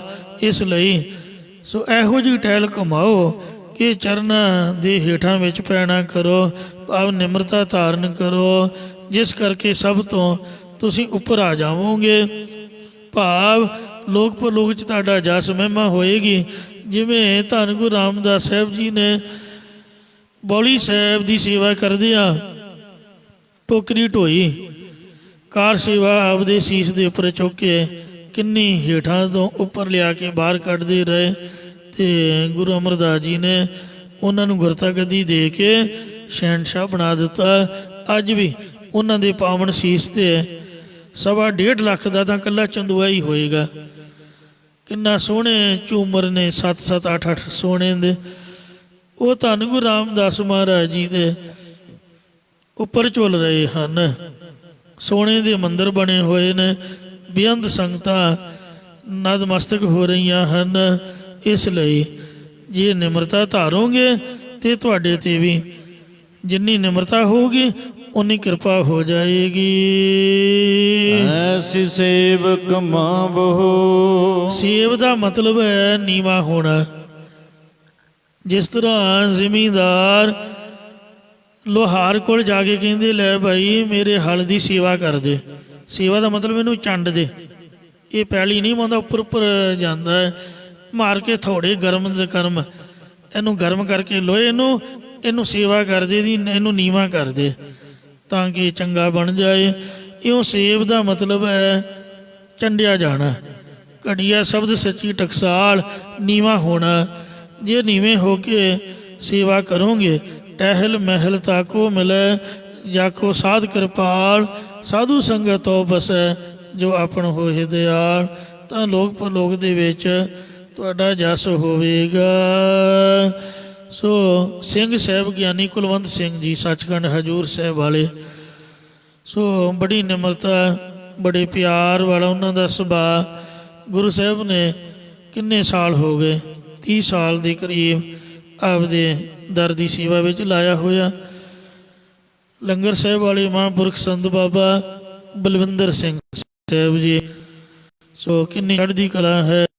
ਇੰਜ ਮਹਾਰਾਜ ਕਹਿੰਦੇ ਨਿਮਰਤਾ ਵਿੱਚ ਸੇਵਾ ਕਰੀਏ ਜੀ। ਆਪਸ ਤੇ ਉੱਪਰ ਸਭ ਜਾਣਹੁ। ਸੇਵਾਦਾਰ ਦਾ ਫਰਜ਼ ਬਣਦਾ ਹੈ ਆਪਣੇ ਆਪ ਤੋਂ ਸਾਰਿਆਂ ਨੂੰ ਗੁਣਾ ਕਰਕੇ, ਵਡਿਆਈ ਕਰਕੇ, ਕਮਾਈ ਕਰਕੇ ਉੱਚਾ ਜਾਣੋ। ਅਫਸਰ ਹੁੰਦੇ ਨੇ ਨਾ, ਅਫਸਰਾਂ ਦੇ ਨੌਕਰ ਹੁੰਦੇ ਨੇ। ਇਉਂ ਜਿੰਨੇ ਵੀ ਅਸੀਂ ਗੁਰਦੁਆਰੇ ਦੇ ਸੇਵਾਦਾਰ ਹਾਂ, ਇਹ ਨਹੀਂ ਸੋਚਣਾ ਚਾਹੀਦਾ ਵੀ ਆਪਾਂ ਤਾਂ ਜੀ ਗੁਰੂ ਗ੍ਰੰਥ ਸਾਹਿਬ ਦੇ ਸੇਵਾਦਾਰ ਹਾਂ ਜੀ। ਅਸੀਂ ਸੰਗਤਾਂ ਦੇ ਨੌਕਰ ਹਾਂ ਅਤੇ ਜਿੰਨੀ ਵੀ ਸੰਗਤ ਹੈ ਉਹ ਸਾਡੀ ਆਫਿਸਰ ਹੈ। ਲੋਕਾਂ ਦਾ ਅਫਸਰ ਤਾਂ ਇੱਕ ਹੁੰਦਾ, ਉਹ ਆਹ ਨਹੀਂ ਕੀਤਾ, ਉਹ ਨਹੀਂ ਕੀਤਾ, ਇੰਝ ਨਹੀਂ ਉਂਝ ਨਹੀਂ। ਸਾਡੇ ਸਾਰੇ ਹੀ ਅਫਸਰ ਨੇ, ਜਿਹੜਾ ਮਰਜ਼ੀ ਸਾਨੂੰ ਕਹਿ ਸਕਦਾ। ਔਰ ਨਿਮਰਤਾ ਵਿੱਚ ਮੰਨਣਾ ਵੀ ਚਾਹੀਦਾ ਹੈ, ਕਿਉਂਕਿ ਇਹ ਵਿੱਚ ਸੰਗਤ ਹਰ ਪਰ ਵਸਿਆ ਜੀ। ਹੁਣ ਮਹਾਰਾਜ ਆਪ ਤਾਂ ਕਹਿਣ ਨੂੰ ਰਿਹਾ, ਕੀ ਪਤਾ ਉਹ ਸੰਗਤਾਂ 'ਚ ਹੀ ਬੋਲਦਾ ਹੋਏ। ਜੇ ਸੱਚਮੁੱਚ ਹੀ ਆਪਾਂ ਮੰਨਦੇ ਹਾਂ ਕਿ ਸੰਗਤ 'ਚ ਮਹਾਰਾਜ ਦਾ ਵਾਸ ਹੈ, ਫਿਰ ਸੰਗਤ ਦੀ ਗੱਲ ਵੀ ਮੰਨੋ ਭਾਈ। ਇੱਕ ਸਿੱਖ ਦੋਏ ਸਾਧ ਸੰਗ ਪੰਜੀ ਪਰਮੇਸ਼ਰ। ਜਿੱਥੇ ਪੰਜਾਂ ਨੇ ਕਹਿਤਾ ਸੋ ਤਾਂ ਪਰਮੇਸ਼ਰ ਹੀ ਹੈ। ਤੋ ਇਸ ਵਾਸਤੇ ਇੱਕ ਸਿੱਖ ਵੀ ਖਾਲਸਾ ਮੇਰੋ ਰੂਪ ਹੈ ਖਾਸ। ਜਿਸ ਤਰ੍ਹਾਂ ਦੀ ਭਾਵਨਾ ਹੋਵੇਗੀ। ਸਤਿਗੁਰੂ ਅਮਰਦਾਸ ਜੀ ਨੇ, ਗੁਰੂ ਅੰਗਦ ਦੇਵ ਜੀ ਨੇ 3 ਭੱਬੇ ਪਕਾਏ ਸੀ। ਭਲਾ ਜੀ, ਕਿਸੇ ਨੇ ਝੜਕਣਾ ਕਹਿਣਾ ਭੁੱਲਾ ਜੀ ਅਤੇ ਭਾਣਾ ਜੀ, ਬਸ। ਇਉਂ ਮਹਾਰਾਜ ਕਹਿੰਦੇ ਜੇ ਤੁਸੀਂ ਸੇਵਾ ਕਰਨ ਆਏ ਹੋ ਅਤੇ ਆਪਣੇ ਤੋਂ ਸਭਨਾਂ ਨੂੰ ਉੱਪਰ ਜਾਣਨਾ ਕਰੋ। ਗੁਣਾ ਕਰਕੇ ਵੀ ਸੰਗਤ ਵੱਡੀ ਹੈ, ਵਡਿਆਈ ਕਰਕੇ ਵੀ ਵੱਡੀ ਹੈ, ਕਮਾਈ ਕਰਕੇ ਵੀ ਵੱਡੀ ਹੈ। ਪੈਸੇ ਕਰਕੇ ਤਾਂ ਭਲਾ ਸਾਰੇ ਹੀ ਵੱਡੇ ਹਨ। ਐ ਤਉ ਦਰਗਹਿ ਸੁਖ ਪਾਵਹੁ। ਤਾਂ ਪਰਮਾਤਮਾ ਦੀ ਦਰਗਾਹ ਦੇ ਵਿੱਚ ਤੁਸੀਂ ਸੁੱਖ ਪਾਓਗੇ। ਸੁੱਖਾਂ ਦਾ ਇੱਕੋ ਇੱਕ ਇਹੀ ਤਰੀਕਾ, ਇਹ ਸੁੱਖਾਂ ਦੀ ਕੁੰਜੀ ਹੈ ਕਿ ਨਿਮਰਤਾ ਵਿੱਚ ਰਹੋ। ਸੰਤਾ ਹੋ। ਇਹ ਸੰਤ ਜਨੋ, ਮਤਲਬ ਕਹਿਣ ਦਾ ਕਿ ਇਹ ਜਿਹੜੀ ਕਥਾ ਹੈ ਇਹ ਸਾਡੇ ਵਾਸਤੇ ਨਹੀਂ ਹੈ, ਕਿਉਂਕਿ ਆਪਾਂ ਮੰਨਣੀ ਤਾਂ ਹੈ ਨਹੀਂ, ਆਪਾਂ ਤਾਂ ਹੰਕਾਰੀ ਬੰਦੇ ਹਾਂ। ਇਹ ਹੈ ਸੰਤਾਂ ਵਾਸਤੇ। ਜੇ ਅਸੀਂ ਸੰਤ ਬਣਨਾ ਚਾਹੁੰਦੇ ਹਾਂ ਤਾਂ ਮਹਾਰਾਜ ਨੇ ਸੰਤਾਂ ਨੂੰ ਇਹ ਕਥਾ ਸੁਣਾਈ ਹੈ। ਕਹਿਣ ਦਾ ਭਾਵ ਇਹ ਹੈ ਕਿ ਗੁਰੂ ਘਰ ਵਿੱਚ ਸਾਰੇ ਹੀ ਸੰਤ ਹਨ। ਜਿਹੜੇ ਨਿਮਰਤਾਵਾਨ, ਇਹ ਸੰਗਤ ਵਾਸਤੇ ਹੈ ਮਹਾਰਾਜ ਦਾ ਬਚਨ। ਜਿਹੜਾ ਆਮ ਮਨੁੱਖ ਹੈ ਉਹਨੇ ਆਪਦੀ ਹੰਗਤਾ, ਆਪਦਾ ਹੰਕਾਰ ਛੱਡਣਾ ਨਹੀਂ, ਇਸ ਲਈ ਆਪ ਦੇ ਘਰ ਰਾਜੀ ਰਹੇ। ਮਹਾਰਾਜ ਕਹਿੰਦੇ ਹੇ ਸੰਤੋ, ਇਹ ਸੰਗਤੋ, ਇਹ ਗੁਰੂ ਦੇ ਸਿੱਖੋ। ਐਸੀ ਕਥੋ ਕਹਾਣੀ। ਅਜਿਹੀ ਨਾਮ ਦੀ ਕਥਾ ਕਹਾਣੀ ਕਹਿਣਾ ਕਰੋ, ਬਾਣੀ ਦੀ ਕਥਾ ਕਰੋ। ਸੋ ਮਹਾਰਾਜ ਜੀ ਦੇ ਨਾਮ ਉਪਦੇਸ਼ ਨੂੰ ਕਥਨ ਕਰੋ। ਸੋਰ ਪਵਿੱਤਰ ਨਰ ਦੇਵ ਪਵਿੱਤਰਾ। ਜਿਸ ਗੁਰਬਾਣੀ ਨਾਮ ਦੀ ਕਥਾ ਕਰਨ ਦੇ ਨਾਲ ਦੇਵਤੇ ਵੀ ਪਵਿੱਤਰ ਹੋ ਜਾਂਦੇ ਨੇ, ਨਰ ਮਨੁੱਖ ਵੀ ਪਵਿੱਤਰ ਹੋ ਜਾਂਦੇ ਨੇ, ਅਤੇ ਦੇਵੀ ਸੰਪਦਾ ਵਾਲੇ ਜਾਂ ਨਰਾਂ ਦੇ ਦੇਵ ਭਾਵ ਰਾਜੇ ਲੋਕ ਵੀ ਪਵਿੱਤਰ ਹੋ ਜਾਂਦੇ ਹਨ। ਖਿਨ ਬੋਲਹੁ ਗੁਰਮੁਖ ਬਾਣੀ। ਇਸ ਲਈ ਖਿਨ ਖਿਨ ਕਾਲ ਵਿੱਚ ਗੁਰਾਂ ਦੁਆਰਾ ਨਾਮ ਬੋਲੋ। ਬੋਲ ਹਰ ਨਾਮ ਸਫਲ ਸਾ ਕਰੀ। ਬੋਲੋ ਭਾਈ ਸਤਨਾਮ ਸ੍ਰੀ ਵਾਹਿਗੁਰੂ ਵਾਹਿਗੁਰੂ ਕਹਿਣ ਦੇ ਨਾਲ ਘੜੀ ਸਫਲ ਹੁੰਦੀ ਹੈ। ਅਤੇ ਬਾਣੀ ਵੀ ਬੋਲੋ। ਆਵੋ ਸਿੱਖ ਸਤਿਗੁਰੂ ਕੇ ਪਿਆਰੇ ਹੋ, ਗਾਵੋ ਸੱਚੀ ਬਾਣੀ। ਬਾਣੀ ਤਾਂ ਗਾਵੋ ਗੁਰੂ ਕੇਰੀ, ਬਾਣੀਆਂ ਸਿਰ ਬਾਣੀ। ਰਹਾਉ। ਵਿਸ਼ਰਾਮ ਦੇ ਕਰ ਫੁਰਮਾਨ ਕਰਦੇ ਨੇ। ਹਰ ਪੰਚ ਛੋੜ ਸਹਿਜ ਕਰ ਬੈਸਹੁ। ਹੇ ਭਾਈ, ਛਲ ਫਰੇਬ ਨੂੰ ਛੱਡ ਕੇ ਸ਼ਾਂਤੀ ਦੇ ਘਰ ਜਾਂ ਸਹਿਜ ਸਰੂਪ ਰੂਪੀ ਘਰ ਦੇ ਵਿੱਚ ਬੈਠਣਾ ਕਰੋ। ਜਿਹੜਾ ਛਲ ਹੈ ਉਹ ਤਾਂ ਆਮ ਬੰਦੇ ਨਾਲ ਬਾਹਰ ਵੀ ਕਰਨਾ ਮਾੜਾ, ਪਰ ਗੁਰਦੁਆਰੇ ਤਾਂ ਬਿਲਕੁਲ ਹੀ ਇਹ ਕੰਮ ਨਹੀਂ ਕਰਨਾ ਚਾਹੀਦਾ। ਕਿਉਂਕਿ ਜੇ ਹੋਰ ਨਾ ਕੋਈ ਜਾਣੇ ਤਾਂ ਸਤਿਗੁਰੂ ਤਾਂ ਅੰਤਰਜਾਮੀ ਸਭ ਜਾਣਦੇ ਨੇ ਸਾਡੇ ਮਨ ਵਿੱਚ ਕੀ ਚੱਲ ਰਿਹਾ। ਇਸ ਲਈ ਸੋ ਜਿਹੜਾ ਪਰਪੰਚ ਛਲ ਕਰਨਾ, ਫਰੇਬ ਕਰਨਾ, ਈਰਖਾ ਦਵੈਸ਼ ਮਨ ਵਿੱਚ ਰੱਖਣੀ, ਇਹਨੂੰ ਆਪਦੇ ਘਰ ਹੀ ਛੱਡ ਆਓ, ਗੁਰੂ ਘਰ ਨਾਲ ਲੈ ਕੇ ਆਓ ਅਤੇ ਬੈਸੋ ਆਪਦੀਆਂ ਵਾਸ਼ਨਾਵਾਂ ਨੂੰ ਖਤਮ ਕਰਕੇ ਅਤੇ ਸ਼ਾਂਤੀ ਦੇ ਵਿੱਚ ਇਹ ਸੰਗਤ ਰੂਪੀ ਘਰ ਦੇ ਵਿੱਚ ਸਹਿਜ ਦੇ ਨਾਲ ਬੈਠਣਾ ਕਰੋ। ਝੂਠਾ ਕਹੋ ਨਾ ਕੋਈ, ਅਤੇ ਝੂਠਾ ਬਚਨ ਕਿਸੇ ਨੂੰ ਉੱਕਾ ਹੀ ਨਾ ਆਖੋ। ਕਈ ਐਵੇਂ ਹੀ ਝੂਠੀਆਂ ਅਫਵਾਹਾਂ ਫੈਲਾ ਦਿੰਦੇ ਹਨ। ਮੈਂ ਤੁਹਾਨੂੰ ਆਖਿਆ ਤੁਸੀਂ ਗਾਂ 10 ਨੂੰ ਹੋਰ ਦੱਸਿਆ, 10 ਨੇ ਗਾਂ 100 ਨੂੰ ਦੱਸ ਦਿੱਤਾ, ਗੱਲ ਕੁਛ ਵੀ ਨਹੀਂ। ਇਹ ਝੂਠੀਆਂ ਅਫਵਾਹਾਂ ਹਵਾ ਦੇ ਗੁਬਾਰੇ ਨਾ ਛੱਡੋ ਭਾਈ। ਝੂਠ ਤਾਂ ਕਿਸੇ ਵੀ ਕੀਮਤ 'ਤੇ ਨਹੀਂ ਬੋਲਣਾ ਚਾਹੀਦਾ। ਮਹਾਰਾਜ ਕਹਿੰਦੇ ਨੇ ਭਾਵੇਂ ਕੋਈ ਲੱਖ ਰੁਪਈਆ ਦੇ, ਫਿਰ ਵੀ ਝੂਠੀ ਗਵਾਹੀ ਕਿਸੇ ਦੀ ਨਾ ਦਿਓ, ਕਿਉਂਕਿ ਰੱਬ ਨੂੰ ਜਾਣ ਦੇਣੀ ਹੈ ਅਤੇ ਝੂਠ ਦੇ ਨਾਲ ਅਗਲਾ ਜਨਮ ਵੀ ਲੈਣਾ ਪੈ ਸਕਦਾ, ਦੁੱਖ ਭੋਗਣਾ ਪੈ ਸਕਦਾ। 9ਵੇਂ ਪਾਤਸ਼ਾਹ ਗੁਰੂ ਤੇਗ ਬਹਾਦਰ ਸਾਹਿਬ ਜੀ ਨੇ ਇੱਕ ਪ੍ਰੇਤ ਦੀ ਕਲਿਆਣ ਕੀਤੀ ਸੀ ਦਿੱਲੀ ਦੀ ਹਵੇਲੀ ਦੇ ਵਿੱਚ। ਉਹਨੇ ਦੱਸਿਆ ਕਿ ਮੈਂ ਸ਼ਰੀਕਾਂ ਦੇ ਵਿੱਚ ਝਗੜਾ ਪਾ ਕੇ ਪੰਚਾਇਤ ਦੇ ਵਿੱਚ ਝੂਠੀ ਸਹੁੰ ਕਰਕੇ ਹਵੇਲੀ ਜਿੱਤੀ ਸੀ। ਜਿਹੜਾ ਗੋਂਦਵਾਲ ਸਾਹਿਬ ਦੀ ਜਗ੍ਹਾ, ਇਹ ਗੋਂਦੇ ਖੱਤਰੀ ਦੀ ਭੂਤ ਪ੍ਰੇਤ ਤਾਂ ਹੀ ਵਸਣ ਨਹੀਂ ਸਣ ਦਿੰਦੇ। ਇਹਨੇ ਮੰਨਿਆ ਸੀ ਮਹਾਰਾਜ ਮੈਂ ਭਰਾਵਾਂ ਤੋਂ ਝੂਠੀ ਸਹੁੰ ਖਾ ਕੇ ਇਹ ਜਗ੍ਹਾ ਜਿੱਤੀ ਹੈ, ਇਸ ਲਈ ਅੱਧੀ ਖਾ ਕੇ ਗੁਜ਼ਾਰਾ ਕਰ ਲਓ, ਪਰ ਆਪਦੇ ਹੱਕ ਦੀ ਹਲਾਲ ਦੀ ਖਾਣਾ ਕਰੋ। ਸੋ ਜਿਹੜਾ ਝੂਠ ਬੋਲਣਾ, ਫਰੀਦ ਸਾਹਿਬ ਕਹਿੰਦੇ ਬੋਲੀਏ ਸੱਚ ਧਰਮ, ਝੂਠ ਨਾ ਬੋਲੀਏ। ਝੂਠ ਬੋਲਣਾ ਮਾੜਾ ਜੇ, ਜੋ ਗੁਰ ਦੱਸੈ ਵਾਰ। ਜਿਹੜਾ ਗੁਰਾਂ ਨੇ ਪ੍ਰੇਮਾ ਭਗਤੀ ਸੱਚ ਦਾ ਰਸਤਾ ਦੱਸਿਆ, ਜੋ ਗੁਰ ਦੱਸੈ ਵਾਟ ਮੁਰੀਦਾ ਜੋਲੀ ਹੈ, ਇਹ ਮੁਰੀਦਾਂ ਨੂੰ ਇਹਦੇ 'ਤੇ ਚੱਲਣਾ ਚਾਹੀਦਾ। ਜਿਹੜਾ ਭੂਮੀਆਂ ਚੋਰ ਸੀ, ਉਹਨੂੰ ਗੁਰੂ ਸਾਹਿਬ ਨੇ ਇਹ 3 ਬਚਨ ਕਮਾਉਣ ਬਾਰੇ ਆਖਿਆ ਸੀ।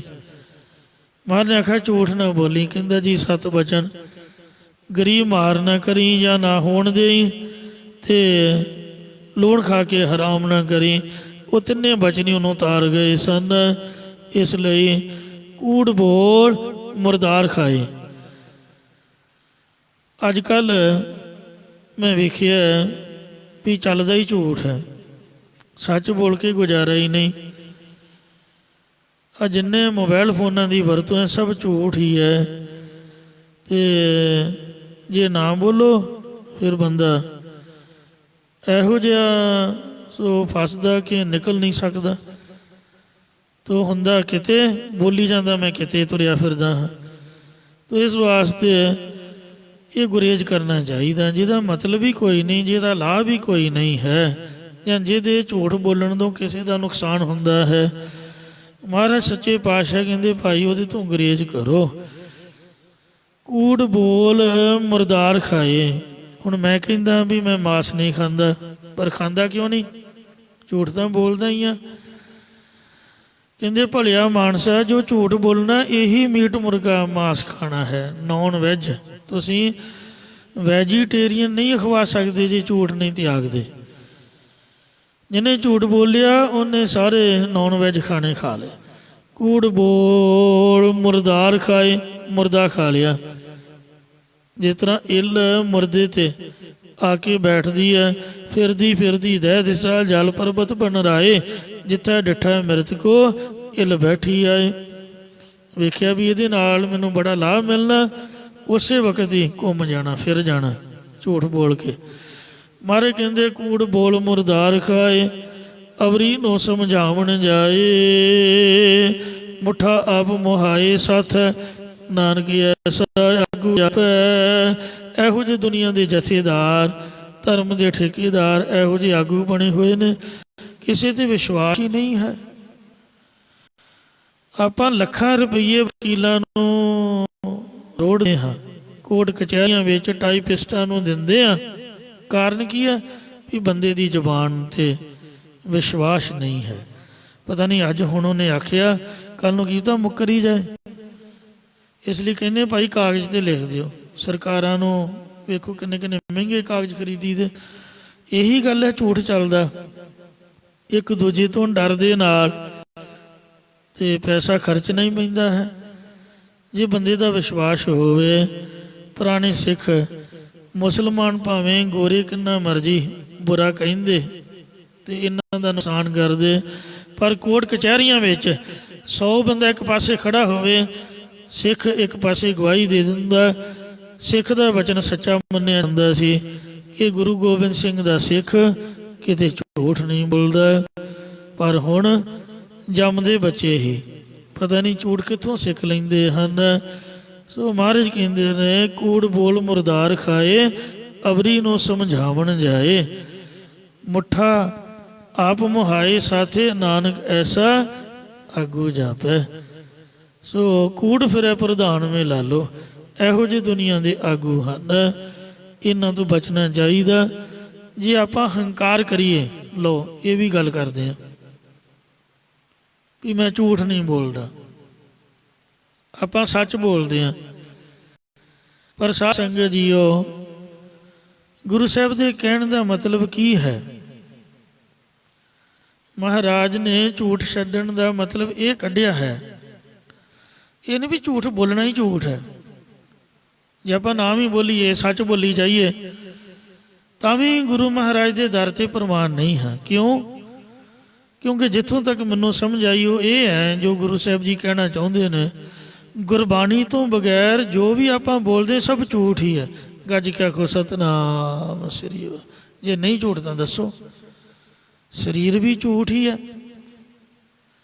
ਹੁਣ ਮੇਰਾ ਨਾਮ ਜਿਸ ਤਰ੍ਹਾਂ ਹੈ, ਉਹਦੇ ਅਰਥ ਬੰਦਾ ਕੱਢ ਕੇ ਤੇ ਉਹ ਢੁਕਾਏ, ਨਾਮ ਦੇ ਅਰਥ ਢੁਕਦੇ ਨਹੀਂ ਸਰੀਰ 'ਤੇ, ਫਿਰ ਨਾਮ ਹੀ ਝੂਠਾ। ਤੋ ਇਸੇ ਤਰ੍ਹਾਂ ਜੇ ਕਿਸੇ ਦਾ ਨਾਂ ਅਮਰ ਸਿੰਘ ਹੈ ਤੇ ਇਹਦਾ ਮਤਲਬ ਵੀ ਉਹ ਮਰੇਗਾ ਨਹੀਂ, ਝੂਠ ਹੀ ਹੈ। ਨਾਮ ਹੀ ਝੂਠਾ ਰੱਖਿਆ ਹੋਇਆ, ਸਰੀਰ ਵੀ ਝੂਠਾ। ਇਹ ਪਹਿਲਾਂ ਕਿੱਥੇ ਸੀਗਾ, ਬਾਅਦ 'ਚ ਕਿੱਥੇ ਜਾਊਗਾ? ਇਉਂ ਸਤਿਗੁਰੂ ਨਾਨਕ ਦੇਵ ਮਹਾਰਾਜ ਲੌਜਿਕ ਦਿੰਦੇ ਨੇ ਝੂਠ ਦਾ। ਕਹਿੰਦੇ ਸ਼ਲੋਕ ਮਹੱਲਾ ਪਹਿਲਾ, ਕੂੜ ਰਾਜਾ, ਕੂੜ ਪਰਜਾ, ਕੂੜ ਸਭ ਸੰਸਾਰ। ਗੱਲ ਹੀ ਮੁਕਾਤੀ। ਗੱਜ ਕੇ ਆਖੋ ਸਤਿਨਾਮ ਸ੍ਰੀ ਵਾਹਿਗੁਰੂ। ਕੂੜ ਰਾਜਾ, ਕੂੜ ਪਰਜਾ, ਕੂੜ ਸਭ ਸੰਸਾਰ। ਕੂੜ ਕੂੜਾ ਨੇਹੋਂ ਲੱਗਾ।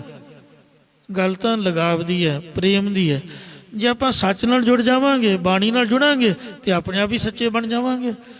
ਜੇ ਝੂਠ ਦੇ ਨਾਲ ਪ੍ਰੇਮ ਹੋਊ, ਭਾਵੇਂ ਆਪਦਾ ਸਰੀਰ ਹੀ ਹੈ, ਇਹਦੇ ਮੋਹ 'ਚ, ਇਹਦੇ ਤਿਆਰੀ ਫਿਆਰੀ, ਇਹਨੂੰ ਹੀ ਸਜਾਉਣ 'ਚ ਲੱਗੇ ਜਾਵਾਂਗੇ ਤਾਂ ਫਿਰ ਝੂਠ ਹੈ। ਜਿੰਨਾ ਮਰਜ਼ੀ ਸੱਚ ਬੋਲ ਲਈਏ, ਨਾਮ ਤਾਂ ਜਪਦੇ ਕੋਈ ਨਹੀਂ। ਨਾਮ ਤੋਂ ਬਗੈਰ ਇਕੱਲਾ ਸੱਚ ਬੋਲਣਾ ਥੋੜ੍ਹਾ ਗੁਜ਼ਾਰਾ ਹੋਣਾ। ਕੂੜ ਕੂੜਾ ਨੇਹੋਂ ਲੱਗਾ, ਵਿਸਰਿਆ ਕਰਤਾਰ। ਕਰਤਾਰ ਦਾ ਸੱਚਾ ਨਾਮ ਤਾਂ ਵਿਸਰਿਆ ਹੋਇਆ। ਇਸ ਲਈ ਮਹਾਰਾਜ ਕਹਿੰਦੇ ਵੀ ਭੁੱਲ ਕੇ ਵੀ ਭਾਈ ਗੁਰਮੁਖੋ, ਬਾਣੀ ਤੋਂ ਬਗੈਰ ਕਦੀ ਵੀ ਨਾ ਬੋਲਾ। ਸੰਤ ਜਿਹੜੇ ਮਹਾਂਪੁਰਖ ਹੰਸਾਲੀ ਵਾਲਿਆਂ ਦੇ ਆਪਾਂ ਦਰਸ਼ਨ ਕਰਦੇ ਰਹੇ ਹਾਂ, ਮੈਂ ਜ਼ਿੰਦਗੀ ਭਰ ਉਹਨਾਂ ਦਾ ਬੋਲ ਨਹੀਂ ਸੁਣਿਆ। ਮਹਾਂਪੁਰਖ ਬਾਬੇ ਠਾਕੁਰ ਸੋਹਣ 20-25 ਸਾਲ ਰਹੇ ਹਾਂ ਤੇ ਗੁਰੇਜ਼ ਹੀ ਕਰੀਦਾ ਸੀਗਾ। ਜੇ ਬੋਲਣ ਵੀ ਤਾਂ ਵੀ ਆਸੇ ਪਾਸੇ ਹੋ ਜਾਈਦਾ ਵੀ ਨਾ ਹੀ ਸੁਣੀਏ। ਬਹੁਤ ਘੱਟ ਬੋਲਦੇ, ਜੇ ਬੋਲਦੇ ਸਮਝ ਹੀ ਨਾ ਆਉਂਦੀ, ਲਾਗੇ ਕੰਨ ਕਰਕੇ ਸਮਝਣਾ ਪੈਂਦਾ। ਜਿਹੜੇ ਬ੍ਰਹਮ ਗਿਆਨੀ ਹੁੰਦੇ, ਸੰਤ ਹੁੰਦੇ, ਉਹ ਤਾਈਓਂ ਪਤਾ ਨਹੀਂ ਬੋਲਦੇ। ਮਹਾਂਪੁਰਖ ਬਾਬਾ ਜਰਨੈਲ ਸਿੰਘ ਜੀ ਖਾਲਸਾ, ਸੋ ਮਹਾਰਾਜ ਦਾ ਪ੍ਰਚਾਰ ਕਰਨਾ, ਕਥਾ ਕਰਨੀ ਤੇ ਕੌਮ ਦੀ ਜ਼ਿੰਮੇਵਾਰੀ ਤਾਂ ਵੱਖਰੀ ਗੱਲ ਹੈ, ਪਰ ਉਂਝ ਨਹੀਂ ਸੀ ਬੋਲਦੇ। ਸ਼ਾਇਦ ਤਾਈਓਂ ਚੁੱਪ ਰਹਿੰਦੇ ਨੇ ਕਿ ਕੋਈ ਝੂਠਾ ਬਚਨ ਨਾ ਨਿਕਲ ਜਾਏ, ਜਾਂ ਬਾਣੀ ਤੋਂ ਬਗੈਰ ਜਿਹਨੇ 101 ਪਾਠ ਜਪਜੀ ਸਾਹਿਬ ਦਾ ਕਰਨਾ ਤੇ 5 ਗ੍ਰੰਥੀ 3-3 ਵਾਰ ਸੁਣਨੀ, ਸੁਖਮਨੀ ਸਾਹਿਬ ਦੇ ਪਾਠ 5-5 ਵਾਰ ਸੁਣਨੇ, ਉਹਨੂੰ ਬੋਲਣ ਦਾ ਟਾਈਮ ਕਿੱਥੇ ਭਾਈ? ਇਸ ਲਈ ਕਹੋ ਕਬੀਰ ਸ਼ੂਸ਼ਾ ਘੱਟ ਬੋਲੇ, ਭਰਿਆ ਹੋਏ ਸੋ ਕਬੂ ਨਾ ਡੋਲੇ। ਮਹਾਰਾਜ ਕਹਿੰਦੇ ਬਾਣੀ ਤੋਂ ਬਗੈਰ ਕੋਈ ਵੀ ਬਚਨ ਨਾ ਬੋਲੋ। ਜਿੰਨਾ ਚੁੱਪ ਰਹੋਗੇ, ਚੁੱਪ ਦੀ ਵੀ ਇੱਕ ਸ਼ਕਤੀ ਜੇ, ਇੱਕ ਪਾਵਰ ਹੈ। ਬੋਲਣ ਦੇ ਨਾਲ ਪਾਵਰਾਂ ਲੌਸ ਹੁੰਦੀਆਂ ਨੇ। ਜਿੰਨਾ ਬੋਲੋਗੇ ਉਨਾ ਤੁਹਾਡਾ ਪ੍ਰਭਾਵ ਘਟੂਗਾ। ਬੋਲਣ ਦੇ ਨਾਲ ਹੀ ਸੋ ਬੰਦਾ ਪ੍ਰਗਟ ਹੋ ਜਾਂਦਾ ਹੈ ਕਿ ਇਹਦੇ ਵਿੱਚ ਕਿੰਨਾ ਕੁ ਗੁਣ ਹੈ। ਤੇ ਇਸ ਵਾਸਤੇ ਜੇ ਚੁੱਪ ਰਹਾਂਗੇ ਤਾਂ ਗੁਣ ਬਣੇ ਰਹਿਣਗੇ, ਜਿੰਨਾ ਬੋਲਾਂਗੇ ਉਨੇ ਗੁਣ ਘਟਣਗੇ। ਤੇ ਉਨੀ ਜਿਹੜੀ ਪਾਵਰ ਹੈ ਉਨੀ ਲਾਸ ਹੋਊਗੀ। ਇਸ ਲਈ ਚੁੱਪ ਦੀ ਸ਼ਕਤੀ ਨੂੰ ਆਪ ਦੇ ਵਿੱਚ ਸਮੋ ਕੇ ਰੱਖੋ। ਤੋ ਬਾਣੀ ਤੋਂ ਬਗੈਰ ਦੁਨਿਆਵੀ ਝੂਠੇ ਬਚਨ ਨਾ ਬੋਲੋ ਵੀ ਕਿਸੇ ਦੀ ਨਿੰਦਿਆ ਨਾ ਹੋ ਜਾਏ ਤੇ ਕੋਈ ਲੜਾਈ ਨਾ ਪੈ ਜਾਏ। ਇਸ ਤਰ੍ਹਾਂ ਡਰੋ, ਤੋਲ ਕੇ ਕਹਿੰਦੇ ਬਚਨ ਬੋਲਣਾ ਕਰੋ। ਸਤਿਗੁਰ ਮਿਲਹੁ ਨਵੈ ਨਿਧ ਪਾਵਹੁ। ਸਤਿਗੁਰੂ ਨਾਲ ਮਿਲੋ ਤੇ ਗੁਰਾਂ ਪਾਸੋਂ ਨੌ ਨਿਧਾਂ ਰੂਪ ਨਾਮ ਨੂੰ, ਭਗਤੀ ਨੂੰ ਪ੍ਰਾਪਤ ਕਰ ਲਵੋ। ਕੋਈ ਗੁਰੂ ਘਰ ਦੀ ਗੱਲ ਸੁਣੋ ਜਿਸ ਕਰਕੇ ਅੱਗੇ ਆਪਾਂ ਸੁਣਾ ਸਕੀਏ। ਤੋ ਜਦ ਵੀ ਬੋਲੀਏ, ਬੋਲ ਹਰ ਨਾਮ ਸਫਲ ਸਾ ਕਰੀ, ਹਰੀ ਨਾਮ ਬੋਲੀਏ। ਹਰ ਕੀਆਂ ਕਥਾ ਕਹਾਣੀਆਂ ਗੁਰਮੀਤ ਸੁਣਾਈਆਂ, ਮਹਾਰਾਜ ਦੀ ਕਥਾ ਕਹਾਣੀ ਨੂੰ ਬੋਲੀਏ। ਇਨ ਬਿਦ ਤਤ ਬਲੋਈ। ਇਸ ਤਰੀਕੇ ਨਾਲ ਤਤ ਸਰੂਪ ਨੂੰ ਵਿਚਾਰਨਾ ਕਰੋ। ਪਰਮ ਚਕਾਵੋ ਗੁਰਮੁਖ ਲਿਵ ਲਾਵਹੁ। ਇਹ ਭਾਈ ਮੁਖੀ ਗੁਰਾਂ ਦੁਆਰਾ ਹਰੀ ਵਿੱਚ ਲੈ ਬਿਰਤੀ ਪ੍ਰੀਤੀ ਲਾਵੋ ਤੇ ਆਪਣੇ ਅੰਦਰੋਂ ਭਰਮ ਦੇ ਪਰਦੇ ਨੂੰ ਚੁਕਾ ਦੇਵੋ। ਆਤਮ ਚੀਨਹੁ ਪਾਈ। ਅਰੇ ਆਪਣੀ ਆਤਮਾ ਨੂੰ ਜਾਣੋ ਜਾਂ ਆਪ ਦੇ ਸਰੂਪ ਨੂੰ ਹਿਰਦੇ ਵਿੱਚ ਪਹਿਚਾਨਣਾ ਕਰੋ। ਨਿਗਟ ਕਰ ਜਾਣੋ ਸਦਾ ਪ੍ਰਭ ਹਾਜ਼ਰ। ਸਾਧ ਹਜੂਰ ਹਾਜ਼ਰ ਹੈ ਨਾਜ਼ਰ, ਕਤੇ ਨਾ ਭਇਓ ਦੁਰਾਈ। ਪਰਮੇਸ਼ਰ ਨੂੰ ਹਮੇਸ਼ਾ ਆਪ ਦੇ ਕੋਲ ਅੰਗ ਸੰਗ ਜਾਣੋ। ਕਿਸ ਸਿਉ ਕਰੋ ਬੁਰਾਈ। ਜਾਂ ਤੁਸੀਂ ਨੇੜੇ ਤੋਂ ਨੇੜੇ ਆਪਣਾ ਆਤਮਾ ਰੂਪ ਕਰਕੇ ਜਾਣੋਗੇ, ਫਿਰ ਕਿਹਦੇ ਨਾਲ ਬੁਰਾਈ ਕਰੋਗੇ? ਬੁਰਾ ਤੁਸੀਂ ਕਰ ਹੀ ਨਹੀਂ ਸਕਦੇ ਕਿਸੇ ਦਾ। ਭਾਵ ਸਭ ਵਿੱਚ ਪ੍ਰਭੂ ਦੀ ਜੋਤ ਹੀ ਤੁਹਾਨੂੰ ਦਿਸਣ ਲੱਗ ਜਾਵੇਗੀ। ਬੁਰਿਆਂ ਨਾਲ ਬੁਰਿਆਈ ਕਰਨੀ, ਮਾਫ ਕਰਨ ਗਈ ਸਿਆਣੇ। ਬੁਰਿਆਂ ਨਾਲ ਫਿਰ ਨੇਕੀ ਕਰਨੀ, ਇਹ ਗੁਰੂ ਨਾਨਕ ਜਾਣੇ।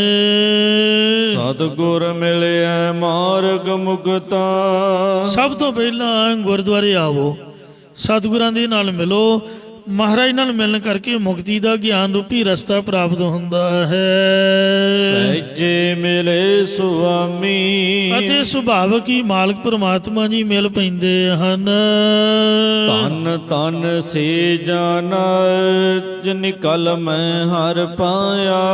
ਉਹ ਮਨੁੱਖ ਮਨ ਬਾਣੀ ਸਰੀਰ ਕਰਕੇ ਧਨਤਾ ਯੋਗ ਨੇ, ਜਿਨ੍ਹਾਂ ਨੇ ਇਸ ਕਲਯੁਗ ਦੇ ਵਿੱਚ ਗੁਰਾਂ ਦੁਆਰਾ ਹਰੀ ਪ੍ਰਮਾਤਮਾ ਨੂੰ ਪਾਇਆ ਹੈ। ਨਾ ਜਨ ਨਾਨਕ ਸਦ ਕੁਰਬਾਨੀ। ਸਤਿਗੁਰੂ ਸਾਹਿਬ ਜੀ ਕਥਨ ਕਰਦੇ ਕਿ ਅਸੀਂ ਉਹਨਾਂ ਜਨਾਂ ਤੋਂ ਹਮੇਸ਼ਾ ਸੈਂਕੜੇ ਵਾਰ ਕੁਰਬਾਨ ਬਲਿਹਾਰ ਜਾਂਦੇ ਹਾਂ। ਭੁੱਲਾਂ ਚੁੱਕਾ ਖਿਮਾ ਕਰਨੀਆਂ ਜੀ, ਅੱਗੇ ਤੋਂ ਸਮਤ ਬਖਸ਼ਿਸ਼ ਕਰਨੀ। ਗੁਰੂ ਸਾਹਿਬ ਦੀ ਕਿਰਪਾ ਹੋਵੇ। ਇਹ ਜਿੰਨੇ ਵੀ ਮਹਾਰਾਜ ਦੇ ਬੋਲ ਹਨ, ਇਹ ਸਾਡੇ ਹਿਰਦਿਆਂ ਦੇ ਵਿੱਚ ਇਹੋ ਜਿਹੇ ਵਸਣ ਕਿ ਗੁਰੂ ਸਾਹਿਬ ਦੀ ਸਾਡੇ ਤੇ ਖੁਸ਼ੀ ਹੋਵੇ ਜੀ। ਸਤਿਗੁਰ ਮਿਲਿਆ ਮਾਰਗ ਮੁਕਤਾ। ਸਹਿਜੇ ਮਿਲੇ ਸੁਆਮੀ। ਧਨ ਧਨ ਸੇ ਜਾਨ ਜਿਨ ਕਲ ਮੈਂ ਹਰ ਪਾਇਆ। ਜਨ ਨਾਨਕ ਸਦ ਕੁਰਬਾਨੀ। ਵਾਹਿਗੁਰੂ ਜੀ ਕਾ ਖਾਲਸਾ, ਵਾਹਿਗੁਰੂ ਜੀ ਕੀ ਫਤਿਹ। ਰਾਮਕਲੀ ਮਹੱਲਾ ਤੀਜਾ। ਆਨੰਦ ਇੱਕ ਓੰਕਾਰ ਸਤਿਗੁਰ ਪ੍ਰਸਾਦ। ਆਨੰਦ ਭਇਆ ਮੇਰੀ ਮਾਏ ਸਤਿਗੁਰੂ ਮੈਂ ਪਾਇਆ। ਸਤਿਗੁਰ ਤੋਂ ਪਾਇਆ ਸਹਿਜ ਸੇਤੀ ਮਨ ਵਜੀਆਂ। ਰਾਗ ਰਤਨ ਪਰਵਾਨ ਭਰੀਆਂ ਸ਼ਬਦ ਗਾਵ। ਸ਼ਬਦੋ ਤਾਂ ਗਾਵੋ ਹਰੀ ਕੇਰਾ ਮਨ ਜਨੇ ਵਸਾਇਆ। ਕਹਿ ਨਾਨਕ ਆਨੰਦ ਹੋਵੈ ਸਤਿਗੁਰੂ ਮੈਂ ਪਾਇਆ। ਏ ਮਨ ਮੇਰਿਆ ਤੂੰ ਸਦਾ ਰਹੋ ਹਰ ਰਹੋ ਤੂੰ ਮਨ ਮੇਰੇ ਲੋਕ ਸਭ ਸਾਰਨਾਈ। ਅੰਗੀਕਾਰੋ ਕਰੇ ਤੇਰਾ ਕਾਜ ਸਭ ਸੁਵਾਰਨ। ਸਭਨਾ ਗੱਲਾਂ ਸਮਰਥ ਸੁਆਮੀ ਸੋ ਕਿਉ ਮਨੋ ਵਸਾਰੇ। ਕਹਿ ਨਾਨਕ ਮਨ ਮੇਰੇ ਸਦਾ ਰਹੋ ਹਰ ਨਾਲੇ। ਸਾਜੇ ਸਾਹਿਬਾ ਕਿਆ ਨਹੀਂ ਕਰ ਤੇਰਾ। ਕਰਤੋਂ ਤੇਰਾ ਸਭ ਕਿਛ ਹੈ ਸਦੇ ਸੁਭਾਏ। ਸਦਾ ਸਿਵ ਸਲਾਹ ਤੇਰੀ ਨਾਮ ਮਨ ਵਸਾਏ। ਨਾਮ ਜਨ ਕੈ ਮਨ ਵਸਿਆ ਵਾਜੇ ਸਦ ਕਨੇਰੇ। ਕਹਿ ਨਾਨਕ ਸੱਚੇ ਸਾਹਿਬ ਗਿਆਨ ਕਰ ਤੇਰਾ।